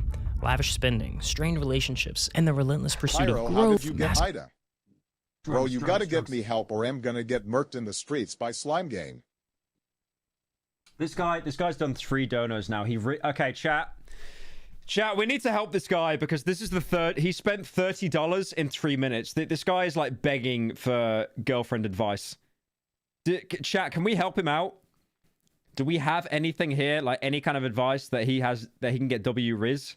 Because I think he's genuinely having a breakdown and he's throwing all of his money at me. Take a shower. That could be true, actually. That could be a step 1. All right, what are we saying, chat? What are we saying? Chat is moving very quickly now. Become a femboy? I wouldn't suggest that. No one here has a... Yeah. Yeah, that's... I mean, yeah, if you're here, that's a fair point.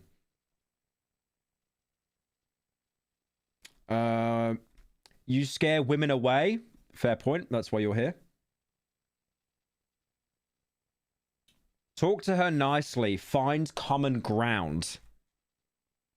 Okay, that was actually a pretty reasonable dono. Bark like a dog. I mean, if that works, might be into that.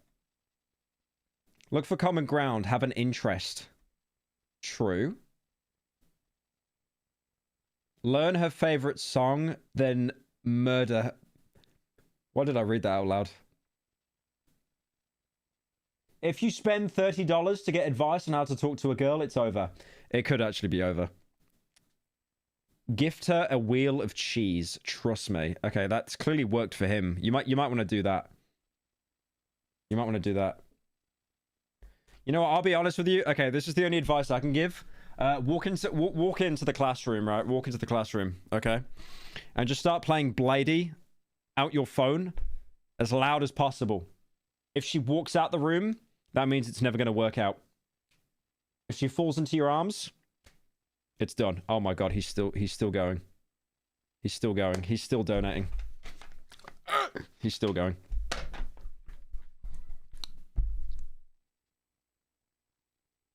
She's in my media class, so I'm gonna slide in with that film analysis Riz. Oh, she's in media, like film analysis. And she's a woman, right? Oh my god, bro, just say you like A24 films. Oh my god. Dude, why didn't you say? That's so easy. Just sit down with her and be like, oh, I love The Lighthouse. Yeah, what happened in it? I don't know. I don't remember. I love that film. I love that scary film that A24 made where nothing happened until the last 5 minutes. Yeah, that was a great film. Dude, easy clap. Just say how much you love A24. Easy. Women fall for that, man. Easy. A deeper issue. Somewhere in the shadows, a mystery man began to emerge. One of the first guys that came into the company, and I can't... I feel attacked. I'm sorry, Shay.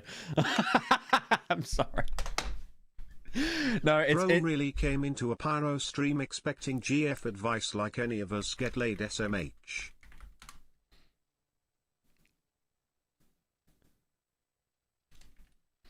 I'm trying to find this. It's a meme. Oh god, I think I found it. I think I found it. I can't view the meme because I'm being blocked by. Look at this. I'm trying to show this meme. I'm trying to show this meme. Look at this, and it goes, "You've been blocked by network security." Thanks for the fedora, by the way. Holy fucking Reddit! Right, hang on. Let me try and open this. You've been blocked by network security. Okay, First yeah. Instagram oh my DM god, advice. he's got a VPN on. Oh my god, he's got a VPN on. No. I'm trying to show you this meme and I can't get it because Reddit is just okay. Jesus Christ. Why does Reddit hate VPNs so much? Like, isn't Reddit what exactly? Isn't that exactly what Reddit would love? A VPN? Right. Anyway. Anyway, I don't know if this is a racist edit. I hope not, because I have to always screen these because I feel like someone always puts something racist in these like Wojak edits. But like, yeah, no, I stole it from this. Welcome to the film club, and you know, consumers, oh my god, Marvel, Marvel, and then all the women, welcome to the film club, and it's A24, and then welcome to the film club, and it's Spy Kids 3D, Dunstan checks in, and then, yeah, because he watched Taxi Driver and Fight Club, yeah, that makes sense. Yeah, that actually, the last one is, yeah, anyways. Alright. Can't name names because I'll get. Yeah, apparently Dunstan checks in is hilarious. I don't know why. I'm assuming the film sucks and people are just ironically saying that. Dude, it's just annoying. Like the ESPN documentary. Spy Kids 3D's peak. You remember Shark Boy and Lava Girl? I remember watching that when I was like 7 and I was like, this is the best film ever made. It's like missing the most important like how we even lost the company. Nobody talked about it. Sebastian Gertz is a businessman. Look at me, Pyro. I think artistically done movies are boring because I'll need Subway Surfers on the screen to pay attention and fill the hole later with my wobbly blubber. Bruh. No, I just like films where something happens, that's all. To be fair, I don't like to rate films until I watch them like 4 times. Because I watched, here's a good one, right? I watched a film called I Saw the TV Glow. And I watched it and I was like, this sucks. Nothing happens. This sucks. But then I rewatched it and I was like, oh, okay, it's actually kind of based now. Because I think the entire film is about like someone that wanted to transition and then they felt like they couldn't and then they were locked into that their whole life. But Bro could use the donation. Shut up. But I kind of took away from that like life experiences and stuff, right? Like if you don't take the plunge to make a certain life choice or, you know, get that job or get that partner, then you're going to be locked into this miserable life because you didn't take that jump, which would give you tremendous anxiety. That's what I got from it. I kind of took the trans element away and like applied it to like a wide range of things. And then I was like, holy shit, the film actually applies to me.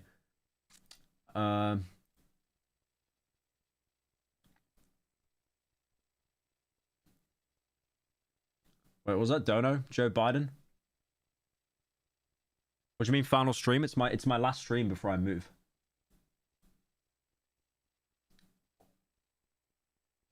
Why won't the Dono play? Oh, thank you, Vaki for the Prime. Thank you, Inu, for the 2 community Bro gifted. could use the donation money to take her out and buy flowers. I'll be honest, he could have done that. He definitely could have done that. He could have bought her flowers instead of giving it to me.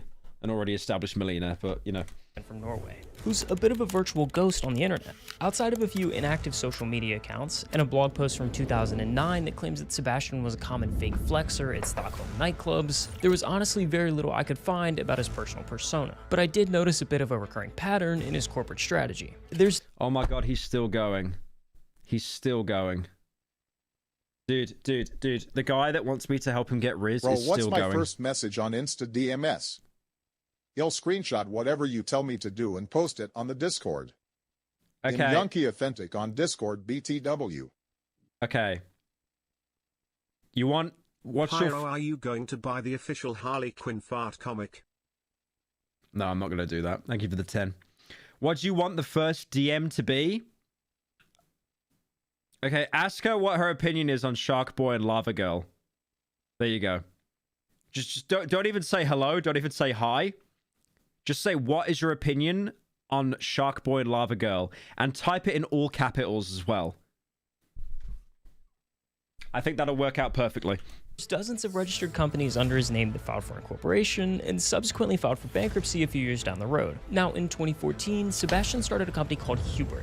Hubrik was a social media platform, one that was meant to rival Twitter to be the next Facebook. It was pitched as the next big app to dominate the internet, but instead, it was just the You're gonna ruin his life? No, she'll reply and say it's the best film ever, and then they'll hit it off easy. first domino to fall in the collapse of FaZe Clan.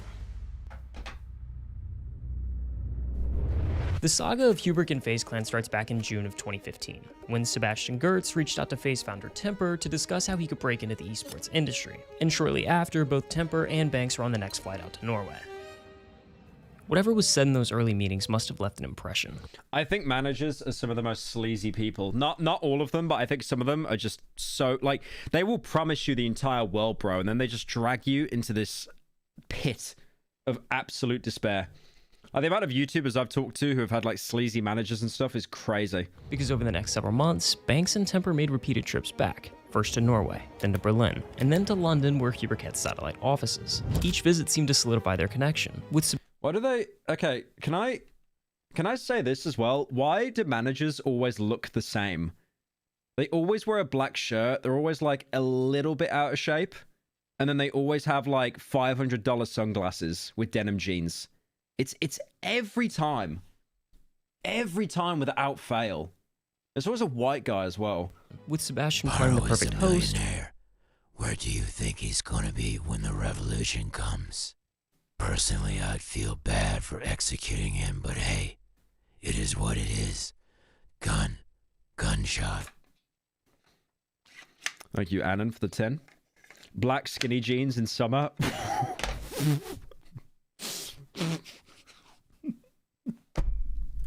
Parading them around Europe, showing them the sights. It's brutal. Like unironically, imagine the smell. Like he would just be sweating so much, man. And immersing them in his world, slowly but surely, he gained their trust. And once he had it, he started planting seeds. Casual conversations turned into deep discussions about the future of FaZe, about its potential, about how it could evolve beyond trick shots and Call of Duty montages. He positioned... Dude, I've done the exact same thing. I was in Australia during... What shirt do you have on?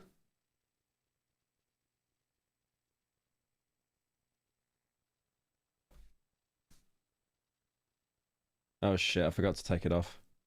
Okay, look, it's okay, don't cancel me, it's a Kanye shirt. Don't cancel me. Don't cancel me, it's a Kanye shirt. I can explain. I put it on earlier because I bought this 5 years ago and I had no idea that this was his merch. I had no idea that this was his merch, unironically. I bought this from a thrift store in Sweden. No, I'm not an Austrian painter. No, I totally forgot that this was made by him. This was made by him. Don't make me change shirts, man. Look, all I'm going to say is he sold a lot worse shirts than this. He has sold a lot. The most recent shirts he was selling, by the way. I mean, didn't Kanye... Didn't Kanye, like, quit anyway? Didn't Kanye, like, apologize and quit Twitter and stuff?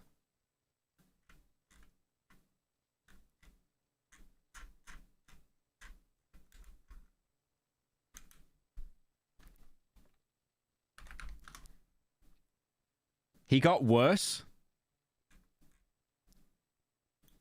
How did he get worse? His Twitter's gone. Oh no, his Twitter's back. Okay, alright, I tell you what. We find one bad tweet, I'll change the shirt. Okay, one bad tweet, we'll change the shirt. Give Me a Hug is incredible. Give Me a Hug. Drake song. No black people quit. How could the Grammys nominate me? Jay-Z, Sean...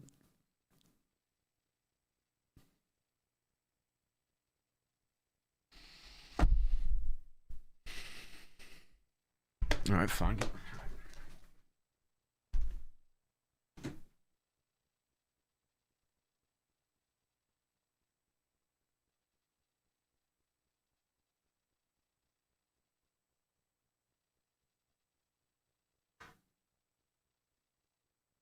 Check media, bro. I uploaded the screenshot.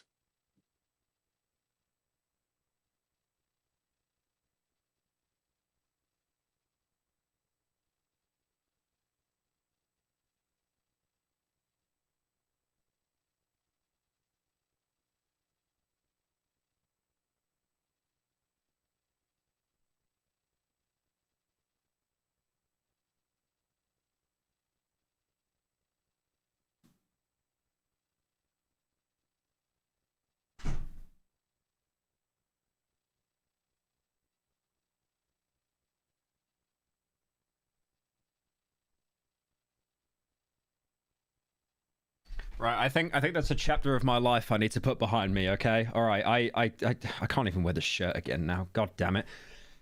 Why'd you have to? Can he go with like not defending P Diddy for like 5 seconds? Positioned himself as a guide, someone with the business acumen to elevate FaZe to new heights. As the months went on, the meeting... The same one shirt. I've been wearing this shirt for 4 days, but I've washed it. Things became more serious. Plans were being drawn, ideas exchanged, but always behind closed doors. FaZe members would tease something big, dropping cryptic messages online. Stop pausing every 10 seconds. Okay, what do you want me to do, mate? All right, I tell you what, I'll do an Asmongold, okay? I'll do an Asmongold, all right? The next, okay, what is it now? 6 minutes, 37. I will go until 8 minutes reacting like Asmongold. 0 pauses, okay? You ready? You ready? I've done this bit before. I'm so sick of it, but like you keep saying, I keep pausing the video. Line about what's to come. So where are you guys going? Tell the vlog where you guys are going. Tell them about FaZe Bank's exciting trip. Oh, is it a secret? Sure. Then in January 2016, for the first time, all 4 of FaZe's founding members flew to Norway to meet with Sebastian. Sure. From the outside, it looked like a victory lap, an initiation into something larger. And just days later, FaZe made it official. According to Sebastian, Hubert had invested $1.3 million into FaZe Clan to help them grow. And with that money came a new direction. The first major move, a complete rebrand. FaZe 2.0, an era that promised higher production value, bigger ambitions, and an esports push unlike anything they'd done before. I was posting some tweets about it yesterday, and we were talking about how we're changing production, like the production of our videos. I can't do this anymore. I'm not doing this for another minute. Fuck this. Is going to immensely increase this year. And that push started with their most significant acquisition yet, the purchase of the CSGO team. A move. I think it's crazy how big esports still is, even though FaZe Hairline Jr. making fun of Hairline Senior. Why friendly fire me upvote? Thank you, Anna, for the 10. That was absolute nonsense. Thank you, Inu, for the 1,000 bits. Slop. You just called the stream slop. Appreciate it. That redefined the esports landscape and cemented FaZe as a global powerhouse. From the perspective of the FaZe guys, Sebastian was nothing short of a wizard. In a matter of just months, he had taken their wildest ambitions and turned them into reality. Securing funding, making connections, and pulling the strings behind the scenes. Okay, you did not... Why did you show gambling there? A deck of cards? Dude, half the house probably has a gambling problem now. That's very out of touch. It's like it was second nature. So why wouldn't they trust him? In early 2017, FaZe Clan had fully settled into California, and with that came a major shift. FaZe wasn't just a group of gamers anymore, it was a business. Sebastian introduced a corporate structure designed to take the pressure off of the founder. What is that shirt, young man?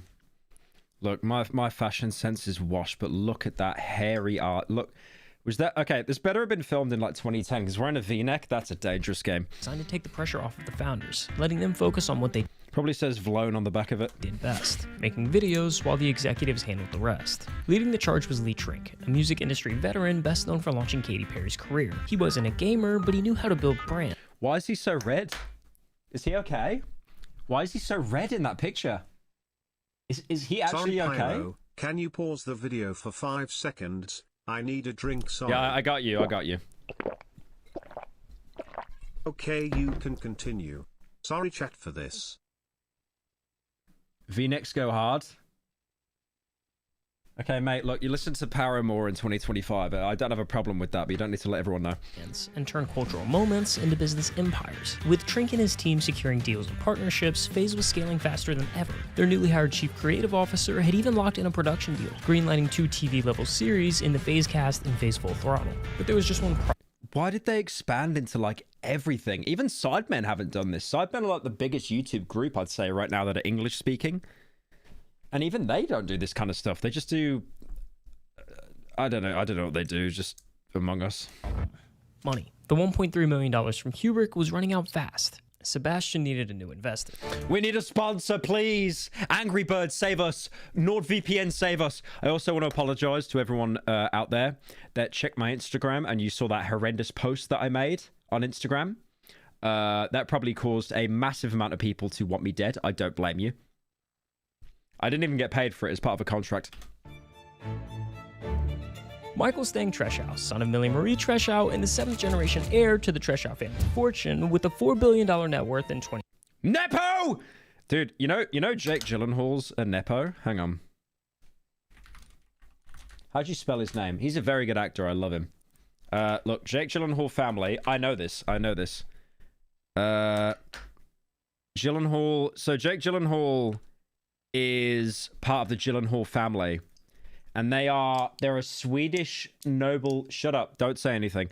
They're a Swedish noble family from the 1600s. Dude, they even got a crest and everything. I don't have that. All I've got is a U2s. That's crazy. 2020, chairman of the Norwegian conglomerate Cheshire Fritzo, living in the single largest private residence in the entire country of Norway. Family Sweden. Can we start with this bit where you do word punchline? Can we stop that? It's so dead. Family Sweden.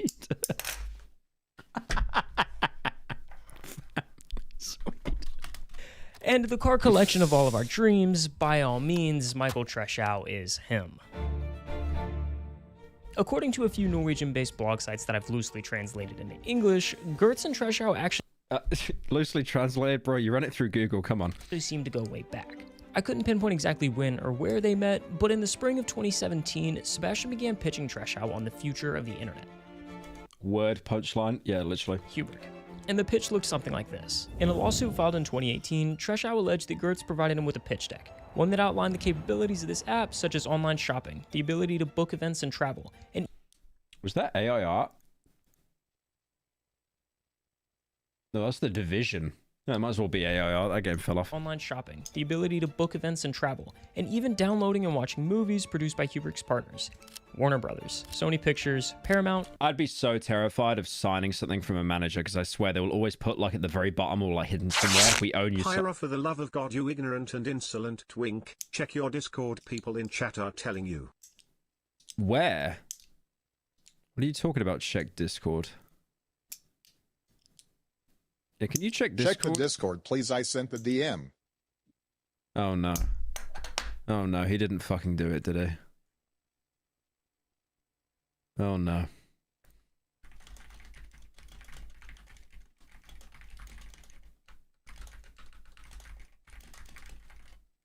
Where did you actually DM this girl the bit I told you to do? No, dude, I was trolling you. Pyro insta be like, download Game of Thrones Legends to get 50 gold, 3,000 food and a daily summon token.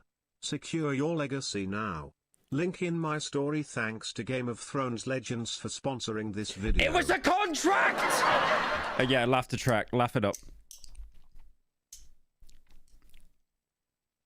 Where is it? Where is it? Mods, can you DM me where he put this? Where was it put? There's like 3 billion channels, bro. Is it in the media tab? Weeb, Central, Cinema, Games, Art. I don't see it.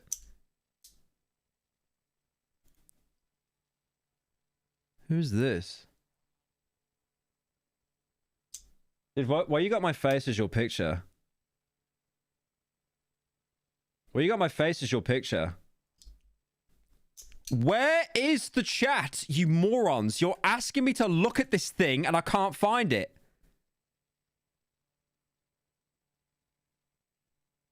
Oh my god, he did it. Oh my god, he did it.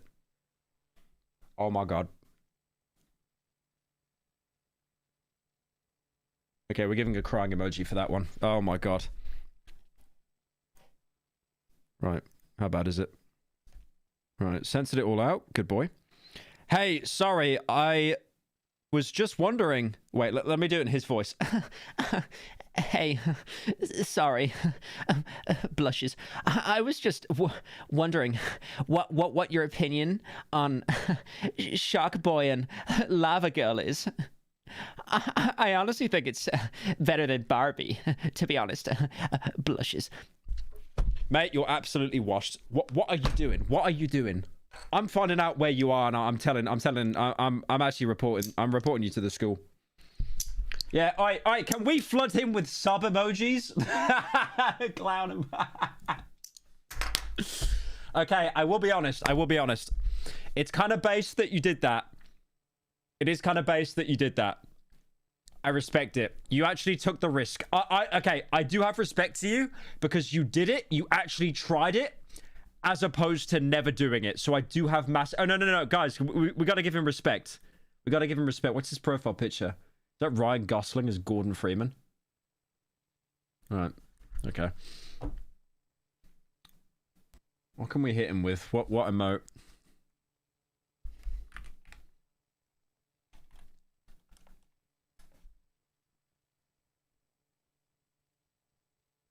I'll hit him with the there are too many reactions. Oh guys, you took the fun away. Nice one. I can't even put my own emoji in now. Idiots. Right. Alright, done with that. Done with that. And even Fox. The app was to be state-of-the-art. The technology that with ripped skinny jeans and Nike who are at Chase. No, we don't. We definitely don't. But thank you, Nathan, for the 10. Thank you, Sweet Cheeks, as well, for the 6 months. Appreciate that. was built upon was worth tens of millions of dollars. Even with no active users, if they sold, they'd still... All right, Simon Honeydew's here. Mr. Yogscast is here. Simon, can you come back and just kill like all the popular Minecraft YouTubers, please? I just want you and Lewis back. Still sell at a profit. And Treshow bit, signing a check for $2.115 million on the spot. But Sebastian's ambitions were set much higher than just a few $1,000,000. Maybe it was delusion, or maybe he was truly evil, but in July 2017, he coordinated a meeting between himself, Lee Trink, Treshow. I don't think he was evil. I just think managers are absolutely obsessed with money. They always are. Because when you're a manager, you don't get clout. Like, who's Logan Paul's manager? Jeff? I think he's called... my name Jeff. My name is Jeff. His name is actually Jeff. But he's always behind the scenes organizing stuff. Like, he definitely set up that Prime deal, all the boxing stuff. And 2 founding FaZe members. But when you're a manager, you don't get clout. So the only thing you really want is money. Members Rain and Temper. He pitched the group on a joint merger. The idea was hypothetically bulletproof. You had the most innovative app. Thank you, K-Dog, for the 5. I very quickly lost friends, and now I'm down to 3. I don't know what to do. I'm in college right now, and I'm not very good at making friends. Oh, dear God, we're doing a therapy session. How'd you make friends? You put yourself out there, little bro. You put yourself out there. You always put yourself in uncomfortable situations. Because it does pay off. And if it doesn't, if you feel that cringe, that embarrassment of trying to socialize and it doesn't work, you'll do better next time. And at least you've made that jump of like actually trying to do something as opposed to never doing it at all. Because honestly, not trying to do something, that regret you feel afterwards is soul crushing. So do it, put yourself out there, talk to people, like join a Discord group or whatever you do. You're a Pyro viewer, so your options are limited. But you'll be able to then hopefully meet new people. And if not, if you get that arrow in the chest of rejection, then you'll do better next time. You'll build up the confidence. Well, what do they call it in therapy? Like rejection therapy, where it's like people act, you know, they order stuff in public or they speak out loud in public purposely to build up confidence. You should try that. It's really good for you. Idea to rival Twitter, Facebook. Right, I'm setting dono limits to $100 now. $100 for a therapy session. I'm not doing it for anything less. Instagram. You had the billionaire to write the blank checks, and you had the face of mainstream social media to lead users to the app like moths to a flame. Everyone was in. Screw making a couple $1 million off of YouTube AdSense. The members of FaZe were ready to be the next Zuckerberg. Over the next year, FaZe would not be the next Zuckerberg. Come on. Okay, come on. Let's not. They were never making that much money. What their total assets he would have made in a day. Trash out through millions at Hubert like they were fun coupons. He even believed in this vision so much that he wrote a term sheet saying if the app picked up, Sebastian would get half of his equity in FaZe. Members of FaZe worked alongside the development team. Creating the next Facebook. I am dead, little bro. I am finito. Come on. 2018? He was probably like in his 20s then. Yeah, I'll give him a pass on that. You were never making the next Facebook. Come on. To help make this app the best it could be. Sebastian brought in herds of new advisors, created a separate company that would represent the management side of FaZe Clan, and brought in Greg Selko, founder of Wanderset. And they created a joint venture called W8WS that would handle all of the merchandising for FaZe Clan. FaZe Clan was at their pinnacle. Views were at an all-time high, and merch was selling like a god church.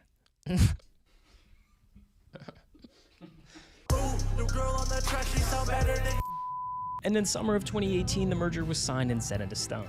Bang. Why did he remind me of that song? Why did he remind me of Nick Crompton? God Church. Temper. When did that song come out? When did that song come out? Don't be 10 years ago. Don't be 10 years ago. 7! 7! 7! 7! 7! Oh my god, I'm old. I've wasted my whole life. It's over for me. Oh my god, it's 7 years ago. 7 years ago. Well, Pyro am using this to call out this fuck-ass member, Vladislav Bulev, the one with the Russian username. This twink doesn't read the Austrian painter book and he isn't Jewish, you fuck-ass chud. Get sounded with a screwdriver. I have no idea what you just said, but thank you, Hairline Defender, for the 10. To be fair, Jake Paul has a very stupid-looking beard, so... I feel like if Jake Paul went clean-shaven, he would actually have baby face. This is why I'm never going to grow facial hair, because I'll probably look better, and then I just never want to shave again. Apex and Reign turned in their share of FaZe, and Return received shares of Hubert. The offices were conjoined, bank accounts were shared, everything was operating under one roof. And that's when everything went straight to f***ing shit. Life goes up and down, and the world can be a dark, sad place sometimes. You guys are responsible for bringing light into your own bubble. You keep that up. I've been fighting and grinding hard too, and yesterday we wrapped up the last funding also. So, next month... You know what the worst thing is, unironically? How are you gonna play Peak Stranding 2 if you don't have a PS5? I do have one, but it's probably broken because I dropped it so many times for a bit. When this guy spoke then, earlier on in the video, I actually thought that was... He used AI to recreate what the guy said. The way 7 that... years ago, my friend. You're pushing 30. Oh. One more year till 2016 becomes 10 years. Thank you, scaring people, for the 10. I'm actually racing to the coffin. But you know what? You suck more. You know why? Because it's a Saturday night and you're watching me. Come on! Come on, we're all taking L's tonight. We're all taking L's! Thank you, Chungus, for the prime. Yeah, this guy's voice sounds like it's actually AI. Listen. Life goes up and down, and the world can be a dark, sad place sometimes. You guys are responsible for bringing light into your own bubble. You keep that up. I've been fighting and grinding hard too, and yesterday we wrapped up the last funding also. We wrapped up the last funding also. I get it, he's Norwegian, he's ESL, but like, why does he sound like the TikTok voice? So, next month we take over absolute all operations. The start has been great, but it's just the beginning. Kubrick, the company they had entrusted their... Managers, I genuinely think managers never take their shades off because they have no eyes. They have no soul. Expansion 2 was nothing more than smoke and mirrors. It wasn't a groundbreaking tech startup, it was a half-built platform with no traction, no partnerships, and no future. The deeper they dug, the clearer it became. Managers be like, I make a big website that's going to be the next Facebook, and then no one goes on it. Why is no one going on it? Sebastian Gertz, the man they placed their faith in, had sold them a dream built on lies. Then came the ultimate betrayal. Gertz allegedly forged signatures on the key term sheet, effectively stealing Treshow's shares, and declaring himself the single largest stakeholder in FaZe Clan. The realization hit like a gut punch. FaZe wasn't just in a bad business deal, they had been outright deceived. What followed was nothing short of a corporate coup. One by one, those who had once stood by Gertz turned against him. FaZe's leadership, its investors, even the executives he had installed, all joined forces to push him out. And when they did, it wasn't a quiet departure, it was a total eradication. Reports surfaced of FaZe members storming Kubrick offices, shutting down systems, changing passwords, freezing bank accounts, seizing back control of what was theirs. The House of Cards collapsed overnight. Allegations of corporate espionage, fraud, and financial mismanagement flooded the legal system. Lawsuits erupted on all sides. FaZe sued Kubrick, Kubrick sued back, and the entire mess unraveled into a legal war zone that would take years to clean up. For a while, FaZe... If only they just kept trick-shotting in Modern Warfare 2, none of this would have happened. Kept the chaos under wraps. But then another betrayal sent shockwaves through the community. Only this time, FaZe wasn't the victim. They were the villains. Tfue, one of FaZe's biggest... Oh my god, okay. If any of you remember this, it was Tfue saying, release the contract. And it was so genius, like, because it's totally fair for him to want to be released from the contract and to show the contract, but he's up in the Hollywood Hills filming this in his house that's probably like $5 million. And it's funny because he could have just done this in his bedroom or something, but it just I remember like Twitter went rabid on him because they just said this was just so out of touch. Stars dropped up. Someone said Fortnite guy. Okay. Yeah, all right, I'll let you have that one. It's the Fortnite guy. A lawsuit that rocked... Is your profile picture Joey? Industry. He wasn't just calling out a bad deal, he was lifting the curtain on exploitive contracts, unfair revenue splits, and FaZe was suddenly exposed as the very thing they once stood against. Tfue is suing FaZe Clan! I'm gonna be real with Oh my god, I remember when Drama Alert was actually a thing on YouTube. This is very weird. What is it? Low taper fade. In this contract is so bizarre. It's so. To understand what happened here, you have to understand how. Why does he move like that? This is so bizarre. This is so fucked. It's a city built on hype and illusions, where famous currency and exploitation is the business model. We've seen it happen to child actors, YouTube stars, TikTok influencers. Young talent gets plucked from obscurity, handed a contract, and before they know it, they don't own a single thing. FaZe was supposed to be different, but Turner's lawsuit shattered that facade. The brand was hemorrhaging trust. Despite Hubrick's deception about their app's viability, FaZe settled the debacle outside of court, conceding 15% of the company's equity to Sebastian. Oh my god. In doing so, they weren't just relinquishing shares. They were surrendering a piece of their very identity. The 4 letters that were once worn like a badge of honor in gamer tags now felt like a walk of shame. What once symbolized... Yeah, you could lose like assets and stocks and stuff, but if you get your brand tarnished, it's over. That is actual career death. Dreams, brotherhood, and a new era of gaming had become a punchline. The founders spoke openly about it, how wearing the logo felt like carrying the weight of a failed promise. I couldn't even wear this logo for you. Oh, getting it tattooed is a bit... Oh. This is why I'll never get a tattoo, apart from my Evangelion one on my arm. Because I swear, you always regret getting a tattoo. I've got this little Evangelion one on my arm. That's the only tattoo I'll get. Years, you know what I mean? And just like, I was like ashamed of it, embarrassed about it. So they did what many do when their world collapses. Okay, I do want to say, why is FaZe Banks... Hey, Pyro, it's Sonic. I've heard you have been gooning to me and my friends being inflated, and I'm here to tell you to stop it. You messed up for that. Thank you, Adam, for the 10. No, Sonic, I don't goon to Sonic. That's the one thing I don't. Also, I want to point out, why is FaZe Banks having a trauma dump to Steve-O from Jackass of all people? Why is he doing that? Because all Steve-O's going to do is reply and say, I'm sober, by the way. Ashamed of it, embarrassed about it. So they did what many do when their world collapses. They numbed it. Drugs. Alcohol. Being into Sonic the Hedgehog porn was only a phase. I like that. I like that. Reckless spending. It wasn't a... Steve-O would interview anyone. Yeah, true. He's on like everyone's podcasts in LA. Party. It was an escape. Are you serious? Come on, like, I know it's Please show the clip where he falls off and his hat falls off and it shows his bald spot, please. a waste of money, but doesn't that look fun? And while the founders spiraled, the boardroom tightened its grip. New executives took the reins. Old ones were phased out. Lee Trink phased out. Became CEO, and without... Again, the black shirts! The black jeans! Why do they all wear this? Every manager! They're grown in a lab. They have to be grown in a lab. Like, there's no way. The founders there to fight for it, FaZe Clan was left in the wrong hands. The new leadership had a vision. FaZe was a media empire. Do you... I'm gonna say, by the way, like, do you actually need, like, a black shirt to be a manager in LA? It's crazy. And esports was their rocket ship. They pitched it like 2010 Bitcoin. Get in early, and when this thing explodes... Oh my god, Rubet, biggest scam imaginable. You'll be worth billions. The stats were staggering. Over 350 million followers across the roster. A direct pipeline to Gen Z. Rain was the biggest one, right? Was a Gen Z company. Gen Z for Gen Z. More social engagement than the Lakers, Yankees, or Cowboys. The hype was undeniable, and investors lined up with their checkbooks in hand. Lee Trink tapped into his music industry connections, bringing in... Dude, that... He is either very excited to be near Katy Perry, or someone left him out in the sun for 3 days. In heavy hitters like Jimmy Iovine, the Beats by Dre mastermind. A 40... Beats by Dre absolutely suck, by the way. I like how Apple bought Beats by Dre for billions, and then they just hid it on the back of their website because they didn't want the competition. $1 million Series A funding round followed, with names like Ray J, Sway Lee, Nigel Houston, and Pitbull throwing in their chips. Dale.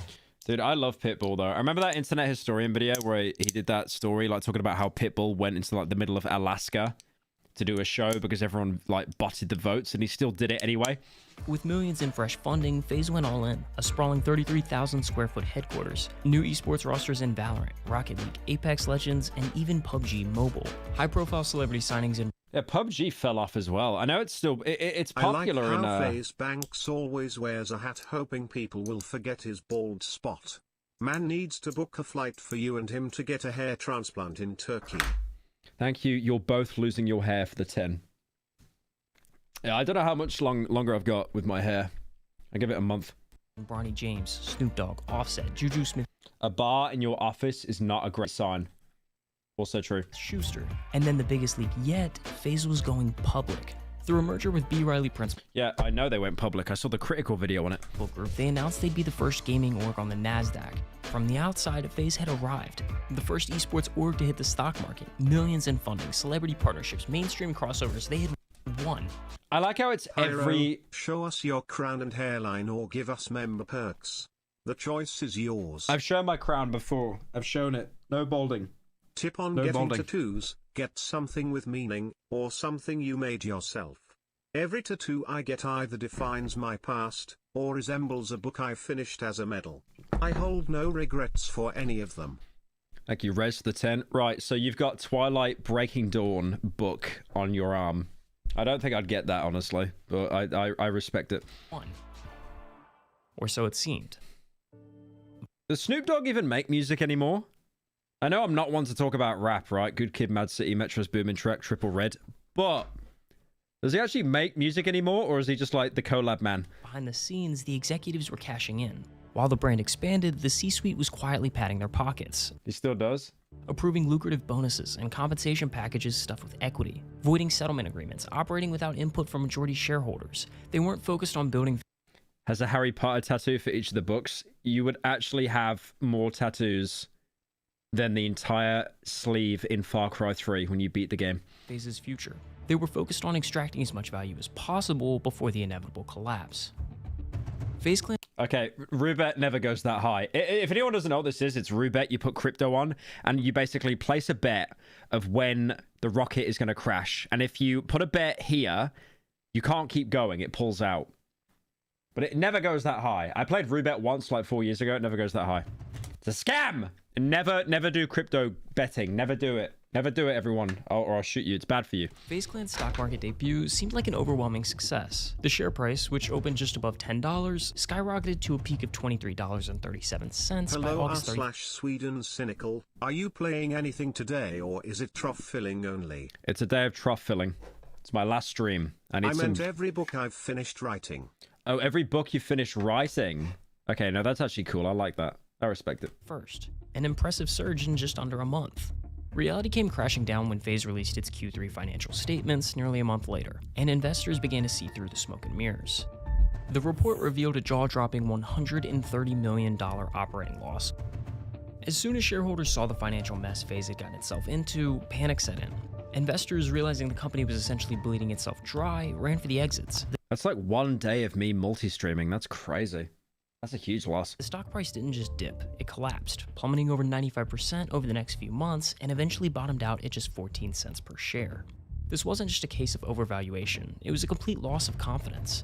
Once the reality of FaZe's mismanagement became clear, even potential investors wanted nothing to do with them. The company had gone from a promising stock market darling to a cautionary tale of financial recklessness, all within a few... What are they spending 130 million on? Hey, Pyro. All the I chains. was joking a lot earlier, but I just wanted to say thank you for giving me semi-serious advice and feeding me to chat. Been watching since 2019, and I wish you all the best on your move to Sweden. Thanks from down under. Thank you, bro, for the 10. Yeah, I couldn't tell whether you're... My community's soaked in irony, so I couldn't tell whether you're doing a bit or not, but it seems you were genuine, poor little fellow. But I hope it goes well. I hope the Riz is W and not L. You can update us on the Pyro code in the media chat, by the way.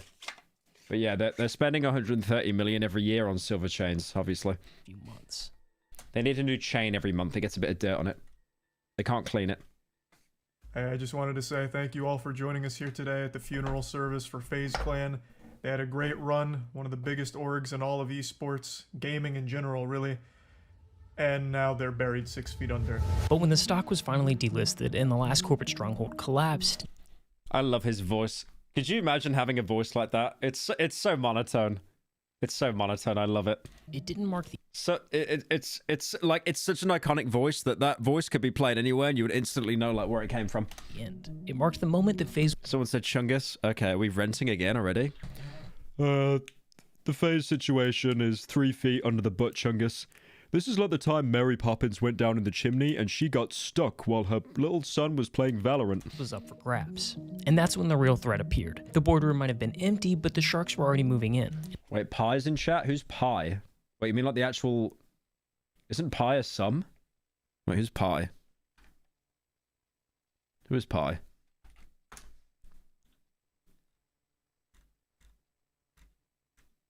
It's over. It doesn't come up. It's over. Who is Pi? I'm spelling the name wrong. I baked you a pie. Oh boy, what flavor? Pie, pie, pie.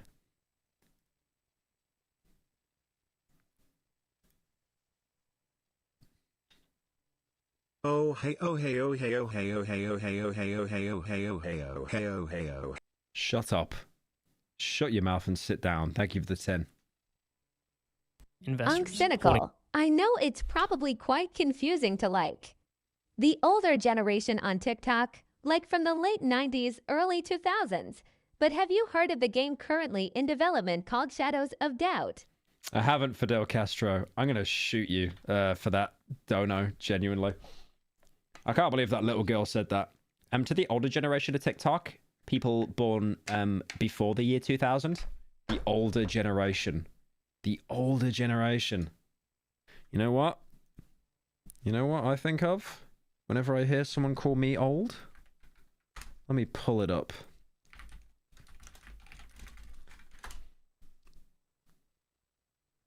Let me pull it up. Let me pull it up.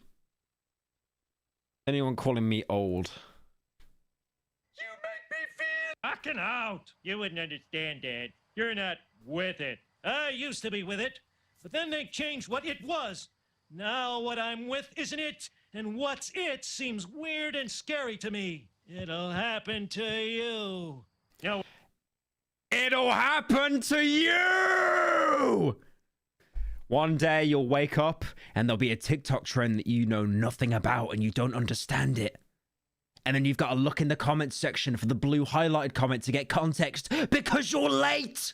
You didn't get it when it came out. It'll happen to you.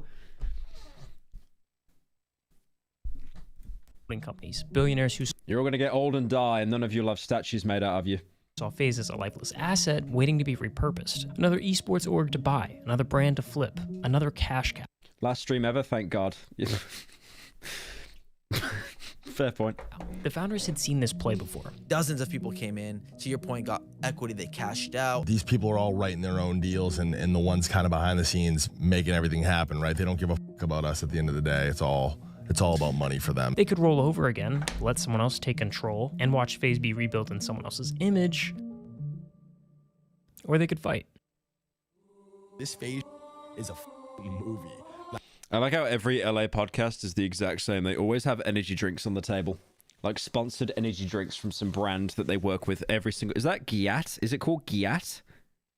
I can't read that. Hey Pyro, I got into dentistry at Manchester Uni, so if I survive the 5 years I can fix those teeth for you on me less than 3. Thanks for the streams, dare the only thing that's getting me through A-level chem.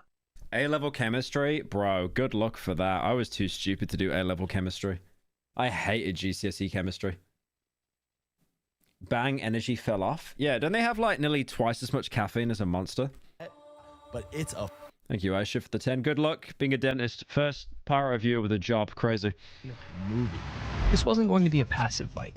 This wasn't some half-hearted attempt to regain control. This was war. And if FaZe's enemies had taught them anything, it was how to play dirty. I feel like these overcomplicated it for a long time. I'm done being told no. For years, Suits had Got the Happy Dad alcoholic seltzer there, sold by the Nelk Boys. Great stuff. For years, Suits had come in, stripped the company for parts, exploited the name, and milked the fans dry. Now, Banks was taking a page out of their own book. No politics, no negotiations, just absolute destruction. If you don't with this vision, if you're not in line with this, see you at the top. He wiped the entire slate clean. Dozens of members kicked, contracts torched, socials blanked, the logo, the brand, everything went silent for months.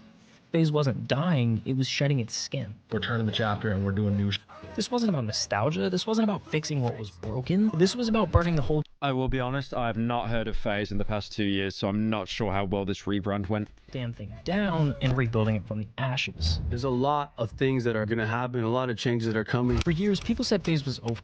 They said it could never be what it once was. But the thing about FaZe, it doesn't die. It can't be bought. No matter how much money you have, you can't buy what we created. It's not a stock price, it's not a balance sheet, it's not a marketing play. It's an idea, a legacy, a culture. And no matter how many times you try to kill it, it always finds a way. FaZe is still very active in the CS2 pro scene. Fair enough. I haven't touched Counter-Strike in years properly, so... To crawl back out of the pit. When the reboot was finally announced, Banks pulled from the original playbook. The new roster wasn't rebuilt with A-list celebrities or recycled esports veterans. There was no overpriced signing spree or desperate attempt to buy relevance. Okay, all right. I know I'm hating a lot this stream. I feel very bitter, but I don't get, like, I don't know who listened to Marshmello. Maybe I'm just old. I'm unk. But I never got, like, the hype behind Marshmello. I only know him as the Fortnite man and the FaZe Clan man. I didn't even know he did... I guess, like, to be fair, when I was, like, a teenager, I listened to Skrillex a lot. I guess he's basically, like, the Zoomer's equivalent. He's, like, the Gen Alpha equivalent of Skrillex, maybe? I don't know. Instead, they went back to their roots, picking up real... I did sweat Skrillex out a lot. You know, Bangarang? You know the bit with the Slenderman one as well? Cinema. The ones who actually wanted to be there. Blackboy Max, Silky, Jason the Ween. Funk was a psyop made by Russians to make the Western world look bad. No, Funk isn't real. Shut up. Stable Ronaldo and Lacey. A mix of names no one had ever even heard of before. Different backgrounds, different styles, different platforms. And didn't they get that girl from Stranger Things to be in FaZe and she got booted out after like a week as well? At first, fans were skeptical. After years of watching their childhood heroes get swallowed by sponsorships, boardroom deals, and soulless branding, trust wasn't given. It had to be earned. What the f is that sorry-ass new FaZe Clan lineup, man? Who the f this guy here, I forget his name, but he made a TikTok about me. I scrolled through all of his videos. I don't think he's actually been happy a single day in his entire life. I get it. It's TikTok. You gotta do the 1 minute Andy. You gotta do the rage bait. But I went through the videos and I was like, someone needs to give him a hug, man. Just give him a hug. are these people? But then something changed. The streams continued to roll in, and month-long subathons blurred the line between entertainment and obsession. Viral clips dominated every algorithm. A content machine not seen any of these viral clips. I'm sorry. Began running hotter, faster, and hungrier than anything FaZe had touched in years. With the numbers skyrocketing and a new fan base growing. I get it. I do have a totally different fan base, right? Suddenly, like this fan base, if you had pronouns, you get laughed at. It all felt real. But I've not seen any of these viral clips. I mean, I'm pretty like in touch with the scene as well, right? I see all the clips of Speed, Kai, all that kind of stuff, but I've never seen anything from FaZe. Hey Pyro, I've always wondered why don't you spread your long-form content on your main channel into 3 or 4 parts to get more views per month instead of one long vid. Not saying you should, just kinda surprised you don't. Spread it across multiple parts. I don't want to do that because Game Theory did that and I didn't like that. I don't really like that idea. But I appreciate the offer though. FaZe had touched a year. Who's that guy again? The guy that looks like Jinxie, the autistic one. This guy, he had I covered him a while ago. He was gay, or he had an OnlyFans where he dressed up as a woman, I think, and he was legitimately suicidal when like people tried to leak it. Sketch, that's right, Sketch. What was the law with him again? I genuinely, I don't want to say the wrong thing. I just threw a bunch of words out there. He was genuinely suicidal over it though, because like, you know, when people get a bit of like your private life and they're like, I'm gonna use it against you. I remember this Dutch woman who's like a makeup artist, and people found out privately that she was trans, and they're like, oh yeah, I'm gonna leak this online and fucking ruin your life. It's so genius, because if you turn around to those people and be like, yeah, okay, leak it, it's like, oh shit, wait, we lost the bargaining shit. What do we do here, boys? But yeah, when to be fair though, that kind of community probably would cancel him for doing that kind of stuff. But I think FaZe Banks came out and was like, you know, leave him the fuck alone. He didn't do it. I mean, to be fair, Brother Banks there, he came out of the monastery and he actually clutched after his daily communion and finishing his prayers, of course. But damn, he actually clutched. Nikki Tutorials. Yeah. It was Nikki Tutorials. It was her. But yeah, no, Sketch got so much support for that, which is based. Like, do whatever you want, man. As long as it's not illegal or anything. Like whatever makes you happy, you know? Don't let people think they got fucking power over you just because you're into, like, something that isn't conventionally the norm in private. FaZe had touched in years, with the numbers skyrocketing and a new fan. Like, I remember seeing those DMs and I felt so bad for him, man. Like, he was genuinely thinking of like game ending himself over that stuff. Because he was like, okay, there's no way out, it's over, everyone's gonna find out. Base growing, suddenly it all felt real again. Not a marketing ploy, not a nostalgia trip, just a group of creators who actually loved this I'm projecting? No, I'm into totally normal stuff. Where'd you get that idea from? Weren't here for a paycheck, weren't here to coast off of the name, but we're here to build something real. Yeah, thank you. Thank you for the 50 C-Dog. Jason, I got you a taco! FaZe wasn't for sale anymore. They shut down the stores. They ripped the brand deals off of their streams. They walked away from millions on purpose. This wasn't about squeezing every dollar out of the brand. I haven't watched Nikki tutorials in forever. I never watched her content, I'll be honest. I just remember my girlfriend telling me about it. Is she still uploaded? I just know she lives in Amsterdam. Oh yeah, still gets decent. Oh yeah, hasn't actually uploaded that much though, to be fair. Yeah. But yeah, people found out she was trans and they were messaging her privately being like, yeah, I'm gonna leak this online, I'm gonna fuck over your life. And then she did a video like outing herself like, yeah, I was a man. And they were like, okay, shit, we just lost all bargaining power. What do we do, boys? It's over. This was about earning respect again and creating the content that the fans actually wanted. The founders had been through the fire. They had trusted the wrong people. They had watched their creation be gutted from the inside out. And now they weren't just rebuilding FaZe, they were protecting it. Banks, Temper, Apex. They became the mentors they never had, the guides they so desperately needed when this journey first started. They reclaimed FaZe to answer the what-ifs. Is it? Okay. I love this video. This guy's obviously very passionate about FaZe, but it's almost like this guy really wants to get invited into FaZe Clan. Like it's a 20-minute glaze to like, okay, can I join now, please? I know you don't take admissions right now. To see what could have been if the first domino hadn't fallen, smothering that spark nearly a decade ago. They call him, he joins, and they call him FaZe Glaze.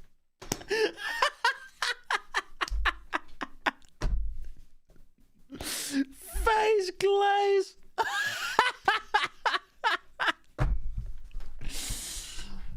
Okay, that's the second funny joke chat has ever made in my 4 years of streaming. Keep it up, guys. By a decade, we might have 3 funny jokes. I'm in this position where FaZe Glaze. You know, I put my faith and trust in all the wrong people. Oh. It felt like, right? Hey boys, how you guys doing? He was subtly foreshadowing it here. He was gonna fly off with all their money. I know you guys have been struggling a little bit lately, but I want to say that I'm really proud of you. I'm at this rock bottom moment in my career where I was pilled on the fact that, yeah, like, you're gonna lose all control over this company. I remember so many FaZe members coming out that they had like rampant drug habits as well, but I guess that kind of comes with the LA kind of high life scene and stuff like that.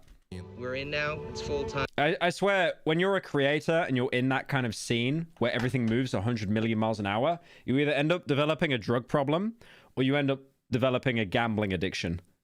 Like there has to be some kind of vice that you develop. And I've hired almost 30 people to support you. Thank you, Nuclear Watcher, for the 13 months. You guys every single day. The crossover and like the way the Venn diagram works with my dad and how much he loved it.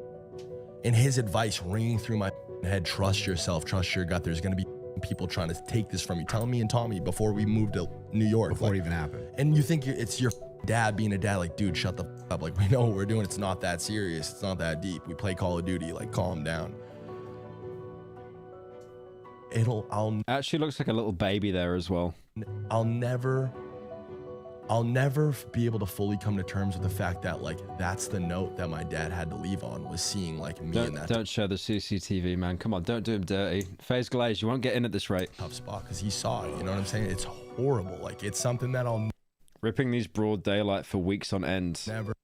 Oh, you weren't doing whippets, man.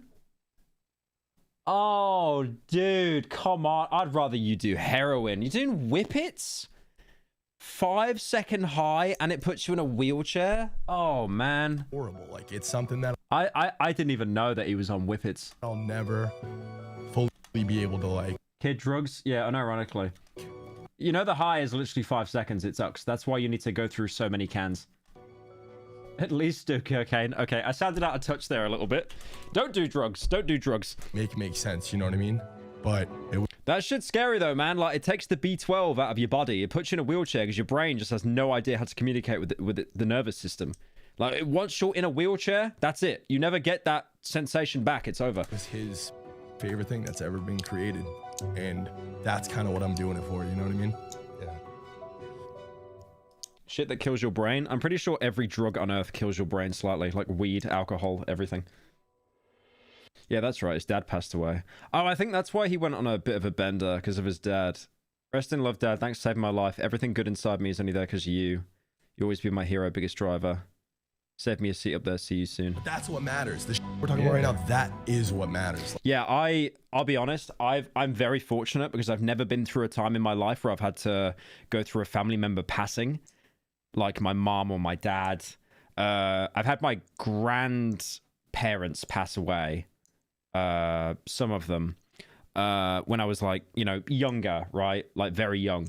So I think it was easier to deal with back then. You kind of cried and stuff. But now, because I've got an internet presence, dude, I remember Jacksepticeye, Sean, when he talked about his dad dying, and people were saying, like, he was telling me that people were mocking him and stuff, like, oh, your dad's burning in hell and stuff, and you know, like being so. I didn't even know that was happening until he made a video about it, and then I searched up Jacksepticeye dad on Twitter, and I saw people saying that exact stuff, and I was like, you are just evil. Like, absolutely monstrous. Like, what kind of satisfaction do you get? Like, how miserable is your life if you're taking time out of your day to try to kick someone down when they're at their lowest point? It was bots. Yeah, some of it was bots. And that's even sadder. Like, you're setting up a botnet to spam him with that, really? Like you said, it's what you leave behind. It's like, if I could help one kid accomplish that with his dad. You want to say hi to my dad? Hey! Papa, how are we? Like, you know what I mean? Not to get like super like poetic or cliche about it, but like that is all I want. Like, that's all that I want for the rest of my life. Your son is 20 out of 10. He is the best. He's one of the best people I've ever met my whole life. He did an amazing job. Thank you. I love you. It is funny because I've noticed a lot of influencers in LA. They go through this phase where they dabble with a lot of drugs, they dabble with a lot of alcohol, and then they go completely teetotal, like Gary Oldman. And I wouldn't be surprised if like most of the members in FaZe now are just completely teetotal, like they just don't touch any kind of substance. I think Pokimane talked about that recently. She said like she doesn't touch alcohol like at all. And I'll never not trust myself again. I'll never allow myself to get that close to somebody who doesn't give a about me or doesn't have the same vision, priorities, values as me. Gary Oldman made tiptoes. He must have been on something. I talked about Gary Oldman before. He was a chronic alcoholic until the year I was born, 97. And then he went to AA and he got completely clean. Also, you should watch the most recent show that he's in, Slow Horses. It's really good. That is actually that is actually my favorite show at the minute. I love that show. Ever again. I'll never allow it to happen. Ever again. I like that video. I didn't even know FaZe was still going. Can we talk about the amount of quality golf carts posted? This might want to be the best FaZe videos. Yeah, this is obviously someone that grew up with FaZe. I didn't grow up with them. I just always knew that they existed and they're in the scene. That was a good video. The FaZe Glaze joke was a bit mean. Alright, what's this? Speedrunners broke my game. I embraced it. Okay. Let's give this one a watch. How did they break your game, young man? How did they break your game? In November 2023, I released an early beta for my game. Okay, don't say Ultra Kill. I know what you're all going to say. Oh my god, it's low poly. He can run on the walls. It's Ultra Kill. Shut up. Shut up. Don't say it. And it didn't take long for speedrunners to completely destroy it. Take this level. On average, it takes players 5 to 10 minutes to beat. And this actually looks like Dusk, though. This does look like Dusk. Speedrunners have managed to beat it. If any of you played Dusk, New Blood game done by David Szymanski, he did a really good game recently called, what's it called? What's it called? Chat. There's a game that came out, and it looked like Condemned Criminal Origins. Butcher's Creek. I remember it. Yeah, there you go. I want to play this on stream. It's a really good game. But yeah. In 11 Iron Lung, shut up. Seconds. 11 seconds. For this level, I made this game, and I can get a time of 38 seconds. And yet speedrunners have found a way to beat it in half So you are beating the guy that made the game. That is hilarious. that. How are they doing this? I've been spending the last year Could you imagine they just do no clip and then just clips the end? observing what speedrunners are doing to completely destroy my game. But instead of patching their shortcuts, fixing their mechanic exploits, and nerfing all their speedrunning Thank you, Lee Harvey Oswald, for the 10. tech, I've been embracing it.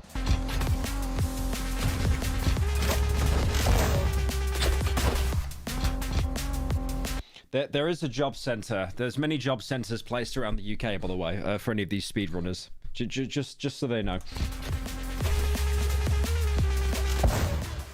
This video is about how I'm embracing speedrunning in my game, Blood Thief, and the journey I've gone on in the last 6 months to make it the best speedrunning game I can possibly My old brain can't handle all the fast movement. make. In this time period, I've learned so much about That's why I don't play COD, man. All the kids just like doing dolphin dives and stuff. game design that makes a game more Get a job, LMFAO. speedrunnable, and I've also added a ton It's like, they're good at the game. Time for a job. You know what this reminds me of? There's an achievement in COD. Hang on. I remember this now. There's an achievement in COD World at War. When Good you reach... morning in Hong Kong here, but what do you mean final stream? Also looking forward your long format video on main. God bless. Thank you, Annan, for the 10. Final stream before I move, my brother. So, yeah, but look at this. There's an achievement that literally roasts you. So if you get to 10th Prestige in Call of Duty World at War, it's called Go Get Some Sun. I'll see if I can find a list for it. There it is. There it is. Wait, no, that's not it. Where is it? Ah, there it is. Yeah, look at this. Go get some sun. You achieved the highest level in the game. Time to go outside and find some things to do. So it literally calls you an incel for hitting 10th Prestige. 0 gamer points, by the way. You get no good boy points for 10th Prestige. The game just tells you to get a fucking life. Based. ton of features that I'm hoping will incentivize speedrunning, particularly one feature that I've been keeping hidden up until now that I'm really excited to reveal. More on that later. And today, the official demo is finally available on Steam. This is a really good way. This is obviously a shill for his game, but I think this is a really smart way to do it. All right, let's jump in. One defining factor of so many great speedrunning games is that there are always these crazy mechanical bugs that Oh my god, I love Quake. Quake bros, rise up! speedrun. Did you know that the nailer gun in that game actually has 9-inch nails wrote on the ammo pickups? Because one of the guys from 9-inch Nails wrote the soundtrack. Are able to exploit to their own advantage. And in Blood Thief, there are a ton of these. Like, for example, there's no cooldown on the crossbow fire, so speedrunners have found out that you can map the shoot button to scroll wheel and shoot like 10 explosive arrows all. Could you imagine, like, if this is a really elaborate way to shill his game? Like, he made all this up, like, none of it's true. He just lied. Like, he speedran it himself and he's acting like random people are doing it. That would be 300 IQ. That would be as high IQ as those Among Us videos in 2017. Second and blow yourself across the map. They've also discovered that you can parry your own arrows, which allows you to basically fly utilizing the recoil from the parry. Neither of these I fixed because, I mean, come on, it's awesome. And about 4 months after that initial playtest, I released a new mechanic that completely revolutionized Blood Thief speedrunning. This Loser City behavior. Loser City. That subreddit is just full of furries, right? They keep posting fat art every day and then everyone tags me in it. Every day. PlayStation 1 graphics, check Allegory for Depression, check Boomer Shooter on Adderall, check Game Dev posting their porn on Twitter. Yep, it's trans game dev time.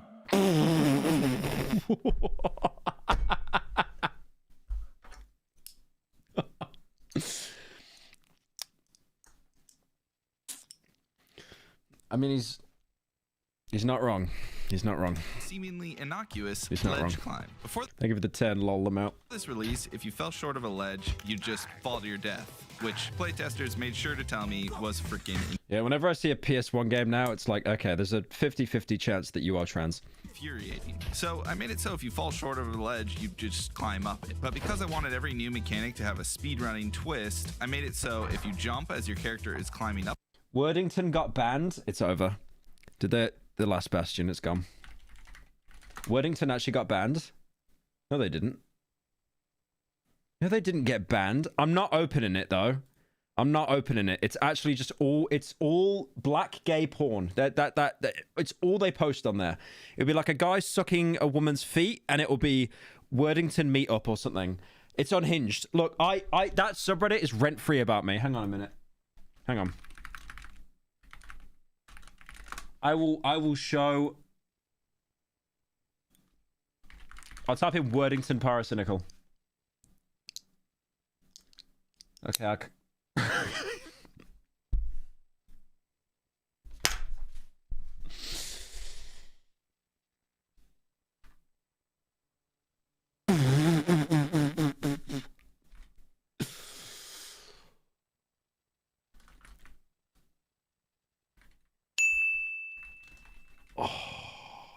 Pyro, you gay twink, am unfollowing your sellout ass on Instagram. Also, I hope your dumbass gets robbed the second you land in Sweden. Thank you. Thank you. Up the ledge, you'll vault over it, thus giving you a forward boost that is good for both overcoming obstacles. Yeah, Worthington and Loser City keep talking about me. It's full of furries. It is full of furries. Like they always mention me in the comments. They just say the word pyrocynical with no context, and you click on the comment to see what it's related to. It's always something fat. Like always. And preserving your speed. The speed at which you vault forward is determined by how fast you were going Final before stream. you hit the ledge. Finally, I can stop donating all my money to Pyro. I wish he would move to Sweden or something, so I can continue to fuel his fat art addiction. Thank you, Marina, for the 10. 3 big braps for Pyro. Thank you. Thank you, woman, for the 10.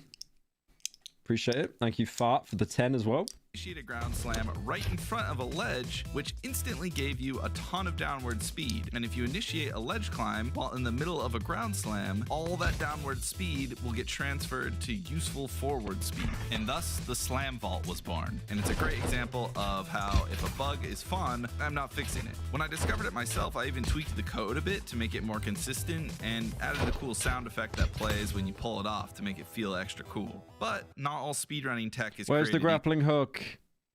Where's the grappling hook? I want to talk about a classic piece of advanced tech, what runners have referred to as C-sliding. In short, C-sliding exploits Blood Thief's movement model, which is loosely based on Quake's movement, to allow the player to gain insane amounts of speed by crouching, strafing, and turning at the same time.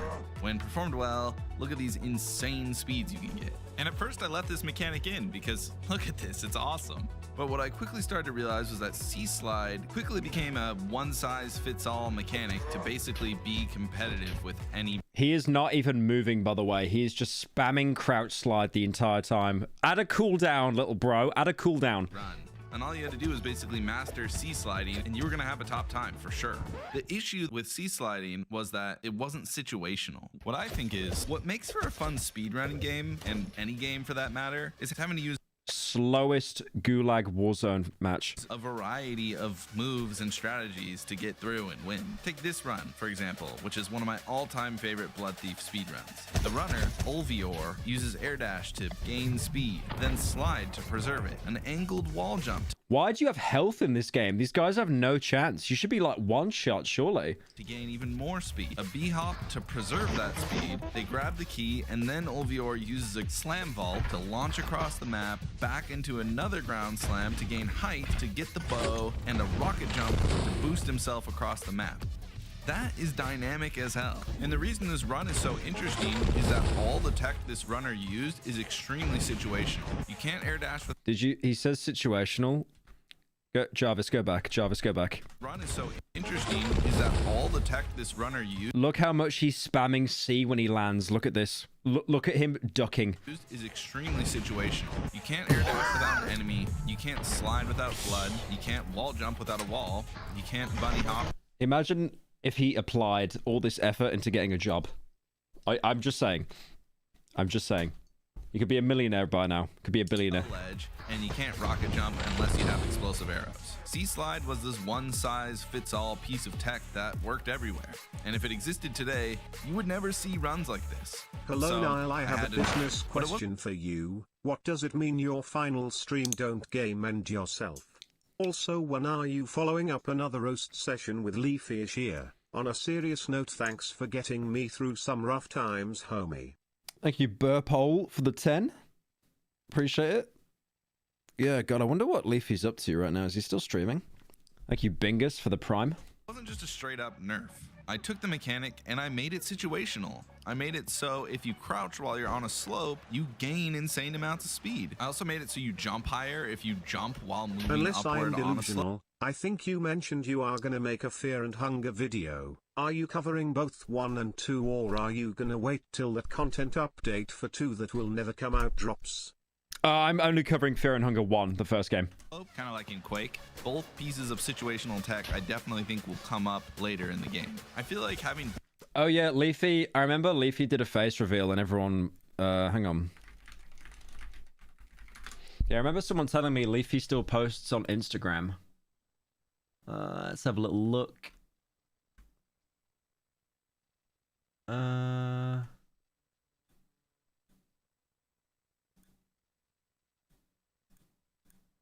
Oh, here it is. Let's have a look. Oh yeah, he's on Instagram. If this is him, I don't know whether it's actually him or not, though.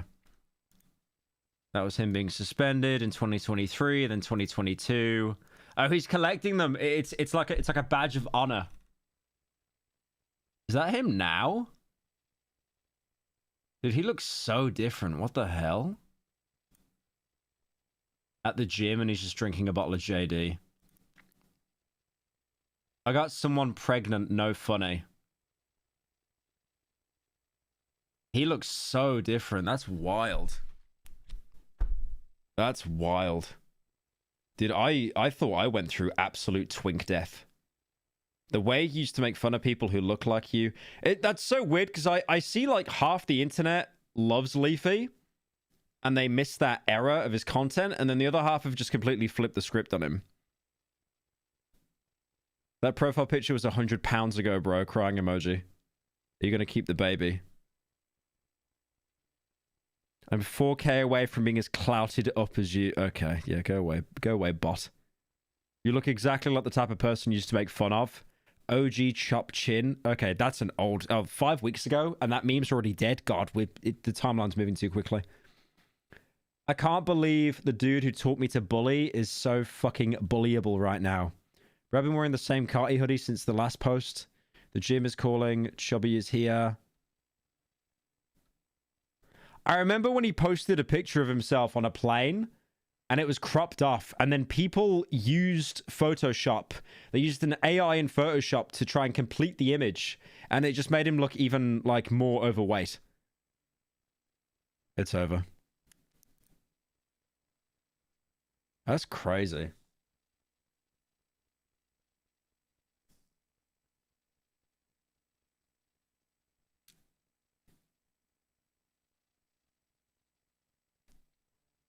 I just think it's wild that, like, at one point he was one of the most famous people on YouTube. Like, when I was at my peak doing commentary videos, I probably had like a fraction of the clout that he had. It's crazy. That's mental. Right, anyway. Back to funny night game. One sec. Balanced mechanics lessens the level design load on me, because now instead of having to think about every little level interaction I'm going to make for the player, I can kind of just create a playground and let the player... Me in 2 years. I think Leafy is actually 2 years... Hang on. How old's Leafy? I think he's 2 years older than me. Oh, he actually is 2 years older than me. Yeah, okay, so I've got 2 years. Okay, I got 2 years, boys. Make their own fun. It's the face of every commentary channel. I like to think of my levels like a skate park in that regard, which, yes, brings me to the next part of this video. Treating my levels like a skate park. Nakey Jakey has a great video on speedrunning, and in it he makes a really interesting comparison between speedrunning and skateboarding. Now, the only I love Neki's videos. I wish he uploaded more. I really wish he did, but I get it. I get it. skateboard I've ever touched is my ripstick back in my glory days. Hold your horses, ladies, I'm taken. But I have played a... Are your parents glad that you're moving out, or are they having mixed emotions?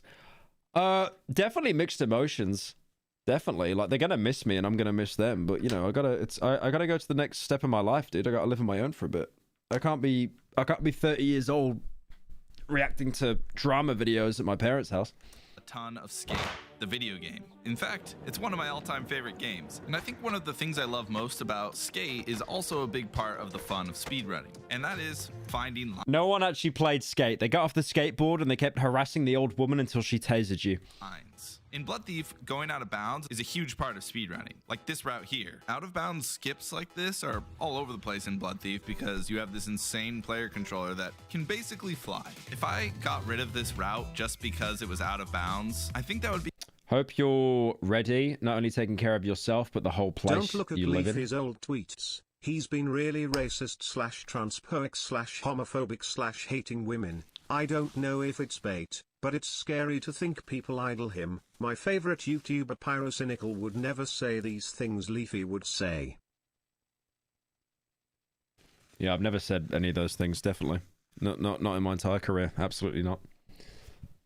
Thank you, Burp, for the tent. Be a huge mistake because, like in Skate, it's super fun to try to sniff out these routes and try to pull them off. And also, like in Skate, almost all the best lines are definitely not intended by the developer. The only problem is it's an incredibly jank experience going out of bounds and like seeing the end of the skybox and all that. That looks like when you get at the map in Cruelty Squad. Oh my god, he compared it to Cruelty Squad. I know, shut up, I know. Since these skips are so objectively cool, I wanted to essentially make them part of the game. So I basically moved the boundary back in these levels and made these skips inbounds. So this particular map went from this to this, and now it's one of my favorite parts of this level.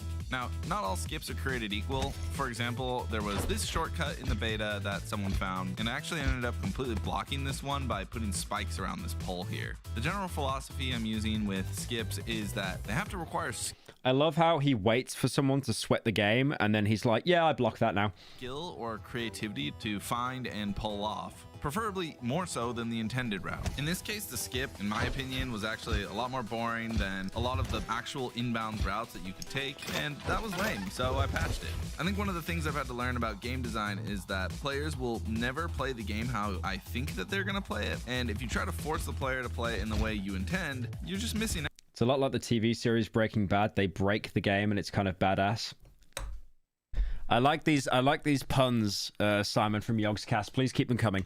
And you're doing your game a disservice. At first I was worried speedrunners would be mad at their runs being destroyed when I did this part, but what I found with this approach is that speedrunners actually don't mind when a cheesy skip is patched out. In fact, they're happy. At the end of the day, speedrunners just want a fun challenge, just like any other gamer. And if you fix something that trivializes their experience, they'll be happy.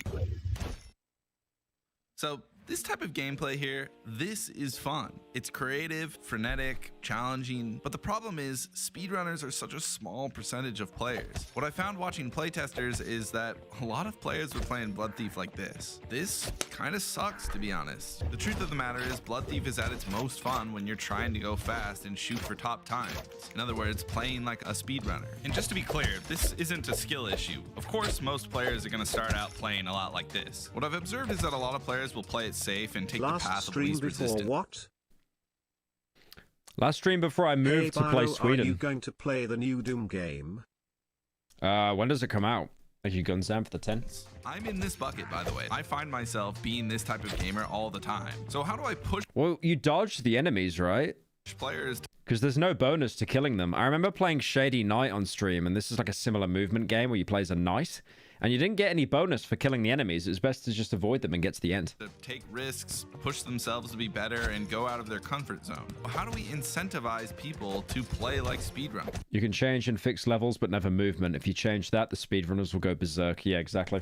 One popular way is with force. No, not that type of force. What I mean is with games like Mullet Mad Jack, where you literally die if you go too slow. Or Apparently that's a really good game. I get shielded a lot. More recently with Cruel, where there's a roaring fire that's constantly chasing you. I'm hesitant to use a strategy like this though, because I want players to also have the opportunity to slow down, explore, and find that's cool. secrets. I'm stealing from this video made by H Bomber Guy and this idea that he calls play conditioning. In his video on Bloodborne, he talks about how Bloodborne flipped the script on the Souls game formula and forced you to play in the fun way. And I'm trying to do this in different ways with Blood Thief. One way I'm doing this is with enemies. I programmed the base enemy to basically time their attack perfectly, so it's like impossible to hit them. What do they run at you like?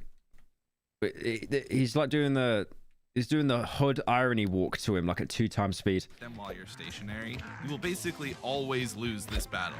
But if you're moving towards them, the timing is like a billion times more forgiving, incentivizing movement. Same goes for the archers. When you're moving right at them, you might as well be fighting a bunch of abusive dekitches. But move quickly and erratically, and their aim might as well be, I don't know, I don't have a joke for this one. Let's just say your mom. Another one of my attempts at play conditioning is with the blood power, which is slowly trickling down. I'm trying to reward Have you aggressive heard play. about the game World of Horror? I got it on Also Steam. the game. Thank you, Axel, for the 10. Thank you, Demolisher, for the Prime as well. By ensuring that so long as you're playing fast and aggressive, you're always going to have enough blood to do the moves you want to do. And It's over. Blood is fuel in the game. It's actually ultra kill. It's over. since blood I tried, man. I tried to defend you. I tried. also serves as extra health, the game is going to be more forgiving when you're playing more aggressive and getting more blood. But if you're going slow, then you're always going to be one hit away from death, and you're not going to have as many moves at your disposal. Again, the thing that I'm trying to do is make it so the dominant strategy in my game is also the fun way of playing my game. Now, going fast Thank you, Green Machine, for the Prime. isn't the only way to have fun in Blood Thief. As I showed off in the beginning of the video, there's an element of speedrunning that is super creative and more about finding secrets and shortcuts. I try to condition the player to look for these by throwing them a few softballs. One thing I found myself doing is making inverse shortcuts, where I'll make something that really is the intended route, but I try to make it look like a shortcut, like this section of the map here. When I first made it, it was just a big ledge, and you had to air dash this guy to get up to it. But I ended up putting this little staircase right here, and now when the player is air dashing up here, they're being a rebel. That's 2016 is back. You heard it here first, guys. 2016 is actually back. too cool to take the stairs. I think this kind of stuff not only makes the player feel cooler in the moment and lets them forge their own path, but it's also subliminally teaching the player you can skip stuff. You should try making a game. I made a really good game. It's called Tribal Hunter. Find shortcuts, and you can generally do things how you want to do them. It's on Steam. You can download it. You don't just have to follow the strict path all the time. So play conditioning is cool and discreet, but there's another more in-your-face way to get the player to play the game the fun way, and that's just reward them for playing in the fun way. A classic way to do this is with something like a style meter, like in Hotline Miami or Ultra Kill, but since Blood Thief is a game about going fast, I figure the best way to reward speed is with medals for beating a level fast. I implemented a medal system where the highest possible medal Carnal Instinct, shut up. was a hex medal, and the worst medal was the loathsome dung medal. My hope is that by calling it a dung medal, I essentially shame people into shooting for a better time. Is shame a good motivator? Well, I asked my therapist friend, and looks like it is. Thank you for your expert input. I wanted it to be super satisfying when you got a new medal, so I used Godot's animation player to make the new medal explode in. Right now, the dung medal just plays the same sound that all the other medals make, which is obviously a missed opportunity to shame the player further. So let me know in the comments. Thank you, Shanty, for the 26 months. What you think the I was going to use this money to pay for my dying wife's surgery, but I thought the already rich YouTuber needed it more. P.S. You should watch the Bub Games vid titled The Biggest Meltdown on Red Dead RP. It was rather humorous. Thank you, Ziggy, for the 10. Yeah, I might do. You were going to give it to your dying wife? Okay, you could still give it to her. Is to make them hard enough that they are challenging and don't feel trivial to get, but aren't so out of reach that the player doesn't feel like they stand a chance at getting them. Funny enough, pretty much without fail, I have set the medal times to be too challenging on every single level, and I almost always have to tone them down once playtesters get to it. Do you know how easy this is for me? Do you have any fucking idea how easy this is? This is a fucking joke. I'm just kidding, but seriously, the medals are a lot more accessible now, and for those who still want that extreme challenge, I added a secret medal to the game that is only visible once. There are some sneaky ways to get people to play. There are some sneaky ways to get people to play the way he wants it by speeding through. I appreciate the explanation from him. You unlock it. The God Killer medal, which you'll get when you beat my time. Good luck getting that one. I tried to incentivize you. He probably just does dev console, no clips to the end, and then says, good luck, buddy. Engaging with the medal system by making certain medals early on also give you a special item, like this medal here, which gives you a nice sword. I'm this type of player, by the way. Like, I probably wouldn't go for... No, that's good, though. Like, I don't care about speedrunning games, because, like, you get a rank, and it's like, yeah, who cares? But, like, if you get an actual item in the game that changes gameplay, or, like, a cosmetic, that's cool. I like that. For medals. Like, more games need to do that. That's why Hitman had so much replayability. Normally, unless there was some sort of extrinsic reward that I would get for it. So this is for players like me. Sword curved. It's over. I also made this It's a skipmar. player leveling Scimitar. That's what it's called. system, which right now I'm essentially using to gate certain maps until you get a certain amount of medals. I think this is going to be unpopular with some players, but that's an easy fix. Just get good. Dark Souls 2 community be like. I think the big... I saw this post that I got linked. Hang on.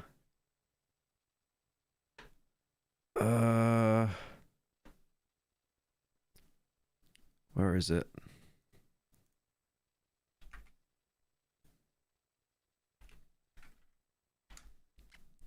Give me a second. I saw this on Twitter. It did give me a bit of a chuckle.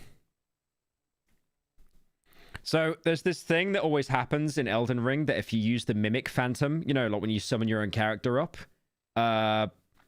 you cheated, right? Because you made the game easier because you basically summoned yourself. So I saw this on Twitter. Someone just saying, did not.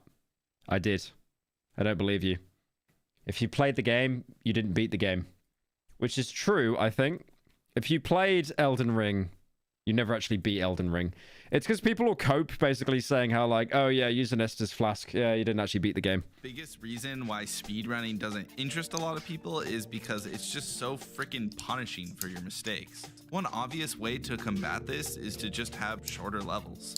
Thank you, Noble Wish, for the resub. Made it so most of Blood Thief's levels can be beaten in under a minute, so anyone that is going for a top time only has a small restart loop in the event that they made a mistake. Also, restarting in Blood Thief has no loading screen, and it's pretty much instant, so there's never a gap. Yeah, if you used a horse in Elden Ring, you didn't beat the game. In play when you do have to restart. One thing has bothered me for a long time with respect to mistakes in Blood Thief. Let me give you an example. You're going for a hex medal. You're about a minute into the level, and so far you're having a perfect run. But then...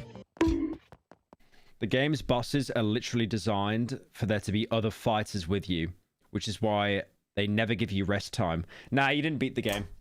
I'm sorry, bro. If you summoned someone, you didn't beat the game. You cheated. You made a mistake. Now you have a decision to make. Do I keep going, or do I just start donate 10 said good morning in Hong Kong and credit card send me messages said already refund. Anyway, here are the 10. God bless for moving house anything. Thank you, Ray, for the 10. I appreciate the words. Is my run ruined, or is there still room for me to try to salvage it? If you do try to salvage it, you might go all the way to the end of the level, get to the end level screen. I swear he could just jump over these guys as well. He doesn't need to kill them. Only to find out, yeah, I should have just restarted all the way back there. That sucks. This problem extends across the whole run, in fact. At any given point in the run, you have no idea if you're actually on track to a new best time or not. Speedrunners have a third-party solution to this with LiveSplit. LiveSplit is basically the canonical speedrunning software for tracking if your current run is on track for a personal best. In the middle of your run, when you get to a particular checkpoint that you want to split, you have to remember to press the split button and mark your split, which in a game like Blood Thief, where every millisecond counts, really freaking sucks. But LiveSplit has a fourth-party solution, which is the auto splitter. Auto splitters are exactly what they sound like. They know information about the game and automatically record your splits for you when you get to a specific checkpoint. For it to work, some altruistic speedrunner with I didn't even know that because I don't speedrun. I thought you always had to hit a button for it to do it for you. a ton of technical knowledge actually has to do some memory analysis for the game and basically set up a configuration so LiveSplit knows what the checkpoints are and automatically marks them when they happen in game. Then that techie He's got cheat engine. He's cheating. Person shares that configuration with all the other speedrunners, and okay, now everyone can use live split with the game. And yes, one I don't think I would ever download a zip off Discord though, honestly, no matter how trusted the server is. altruistic person did do this for Blood Thief. Nudie. So the super hardcore dedicated folks have live split, but if you don't happen to know about this, You're drunk. How do I do TTS? Okay, this is good. This is good. Click on the link in the pin message. And if it says 4 zeros, it's okay. You're drunk. Keep it at 4 zeros. or you don't care to set it up, you're kind of just screwed, and you're stuck with the objectively inferior experience of just having to guess how your run is going. That is until now. After months of keeping it a secret, I have finally added one of the most requested features. I'm buzzed, but I'm poor. Average alcoholic. Just a Blood Thief. Ghosts. No, not this type of ghost. This type of ghost, where you race the ghost of your personal best run. I'm thinking that ghosts are gonna completely make this problem go away. With ghosts, at any point in your run, you know if you're ahead of your prior personal best or not. So when you inevitably I really want to play this game. I forget the name of it. make a mistake, you know if it's worth restarting or not. You always know if you're on track, and you don't have this massive gap between the mistake and the neon white, that's it. Consequence of that mistake. Plus, racing in real time and catching up with your own ghost is just gonna be fun. All I needed to do was figure out how to implement it. I started out by adding a piece of code that basically just tracks my global position and the game timer value every physics tick and adds it to a big list. Then when the player gets to the end level screen, that big list gets saved to a file. This is what that file looks like. Each row is basically just the timestamp, a pipe, and the global position that the player was in. Oh, I also repeat the word vector 3 10 billion times, which is the type of thing that would make John Carmack shed a tear. But as Will.i.am once said, great coders are today's rock stars. So being the rock star that I am, And now Will.i.am is a host on BBC's The Voice. How the mighty have fallen. we're leaving. I then added this ball to my level and had it read from that file, and whoa, look at this thing go. That's me. Yippee, yep. Small soapbox. It's crazy how this giant blob of seemingly I'd like to imagine he ran out of budget because no one bought the game, so it's just a little white ball, just a little tennis ball. meaningless data can generate something so alive. This is just what I love about game dev right here. All right, so this was looking pretty good. I don't know if you'll be able to tell on YouTube, but the sphere's movement was looking pretty jittery. This was due to the fact that the sphere's position was being updated every physics tick, but if the frame rate is higher than the physics tick rate, you're just going to see some visible choppiness in the animations. This is a common problem with a lot of games, including Blood Thief, and it's fixed by setting the visual part of your moving object as top level, so the visual stuff has to be moved manually. And then in your process function, every frame you interpolate from your visual's current position to the object's current. I'm really sorry. I'm really sorry. Gotta do it. I don't know coding. I don't know coding, man. I'm sorry. Here's a demo of all that happening in action. Interpolate the skibbity toilet into the X-Giat axis. The jittery red ball is the actual object position, and the blue ball is the slightly lagging but smooth interpolated position. All right, so now we have this extremely smooth ball moving across the map, but this obviously doesn't fit with the theme of the game. We need an actual model for the ghost. At first I could... What do I drink? Usually anything except beer. Considered an actual human model, something that looked like the physical ghost of the player, but that would require a run animation, a jump animation, and attack animations for it to look good, which would also require storing data about the player's inputs in the ghost file, and I just didn't want to go down that route. So I then considered a World of Warcraft. He's drinking vodka. Yeah, this is a bottle of vodka I've got. I've been on this the whole night. I'm absolutely plastered right now. It's called San Pellegrino. Sparkling, see, I'm drunk.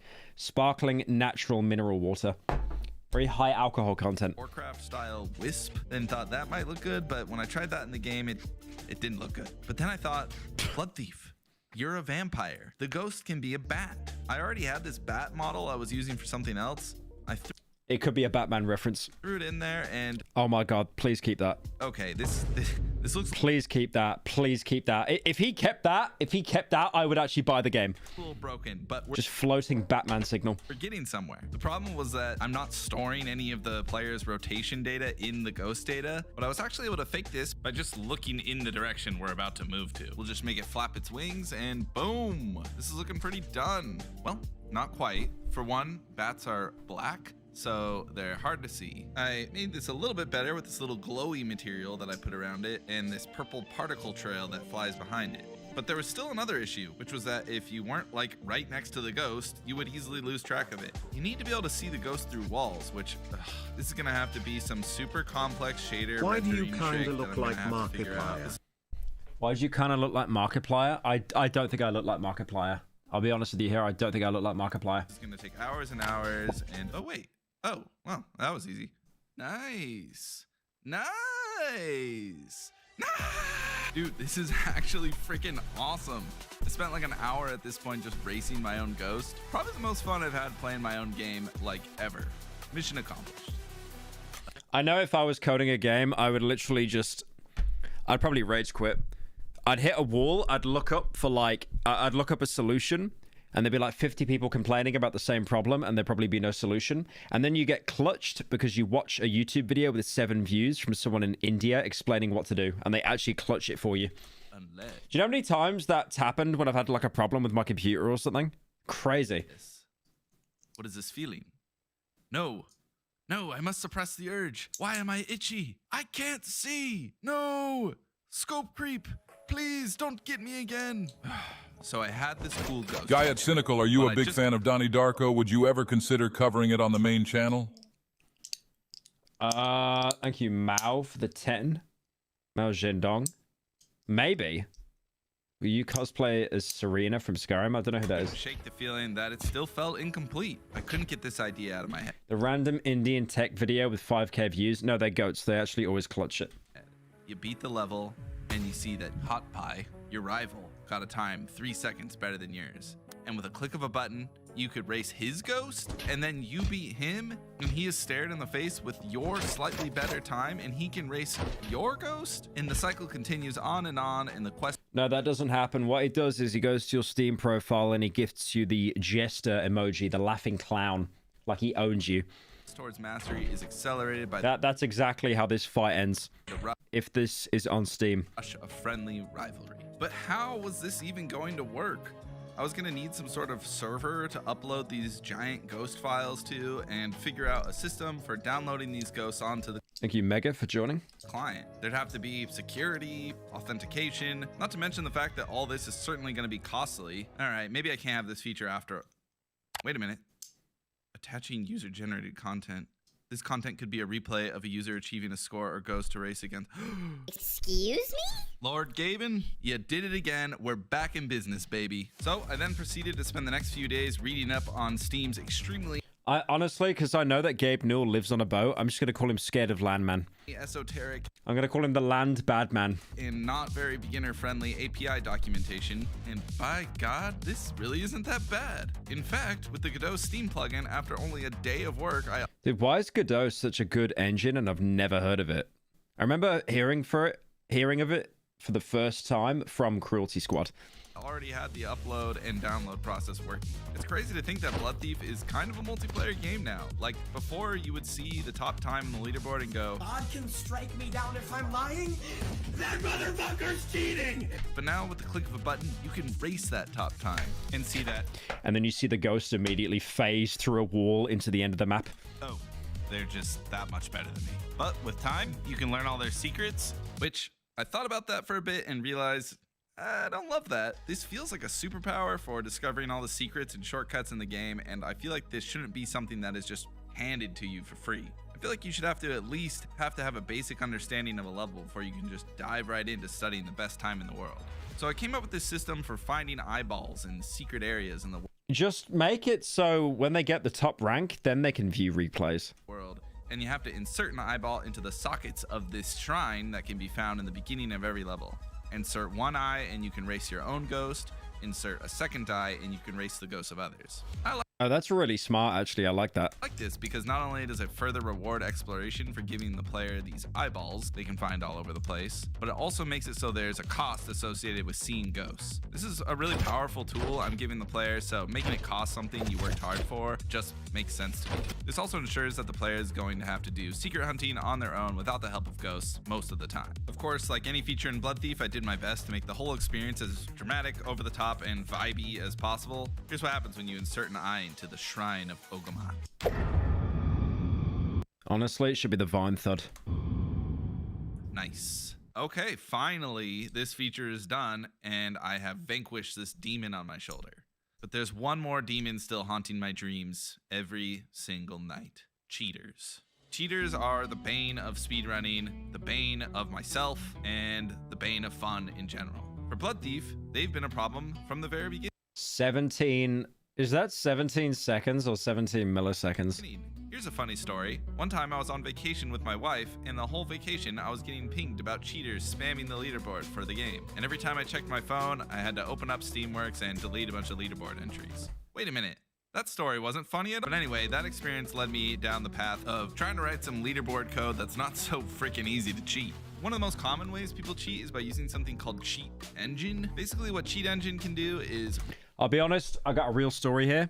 I used Cheat Engine for the first time in my life because I was playing Cruelty Squad, and there's a fish that appears for like 0.1 milliseconds on screen. I think it's called the Soul.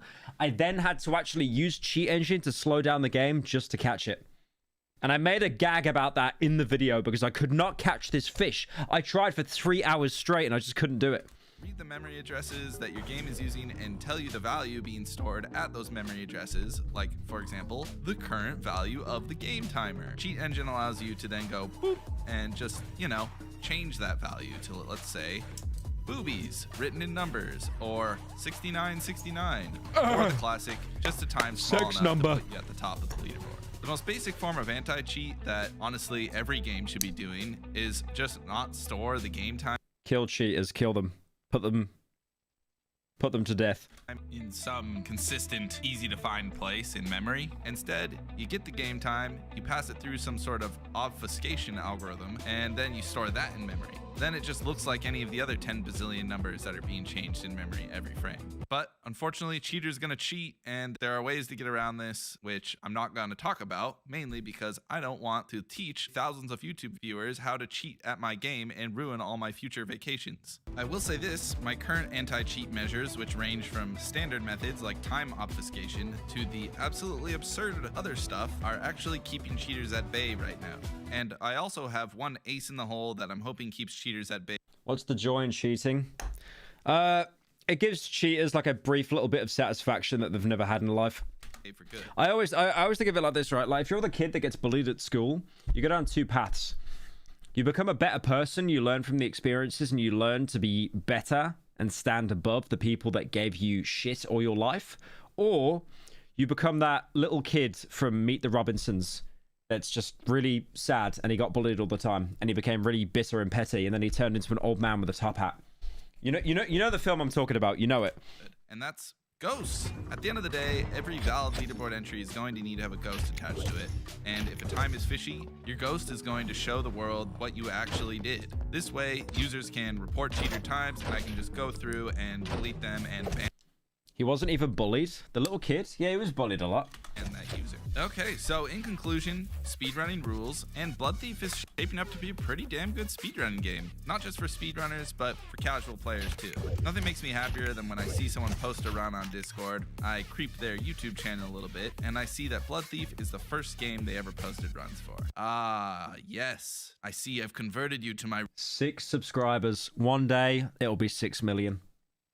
We can make it, boys. We just gotta try. Religion. All right, that's all I have for this video today. And if you're watching this video, the demo... I actually enjoyed that. I might get that game on Steam right now, actually, and give it a try, because that was really cool.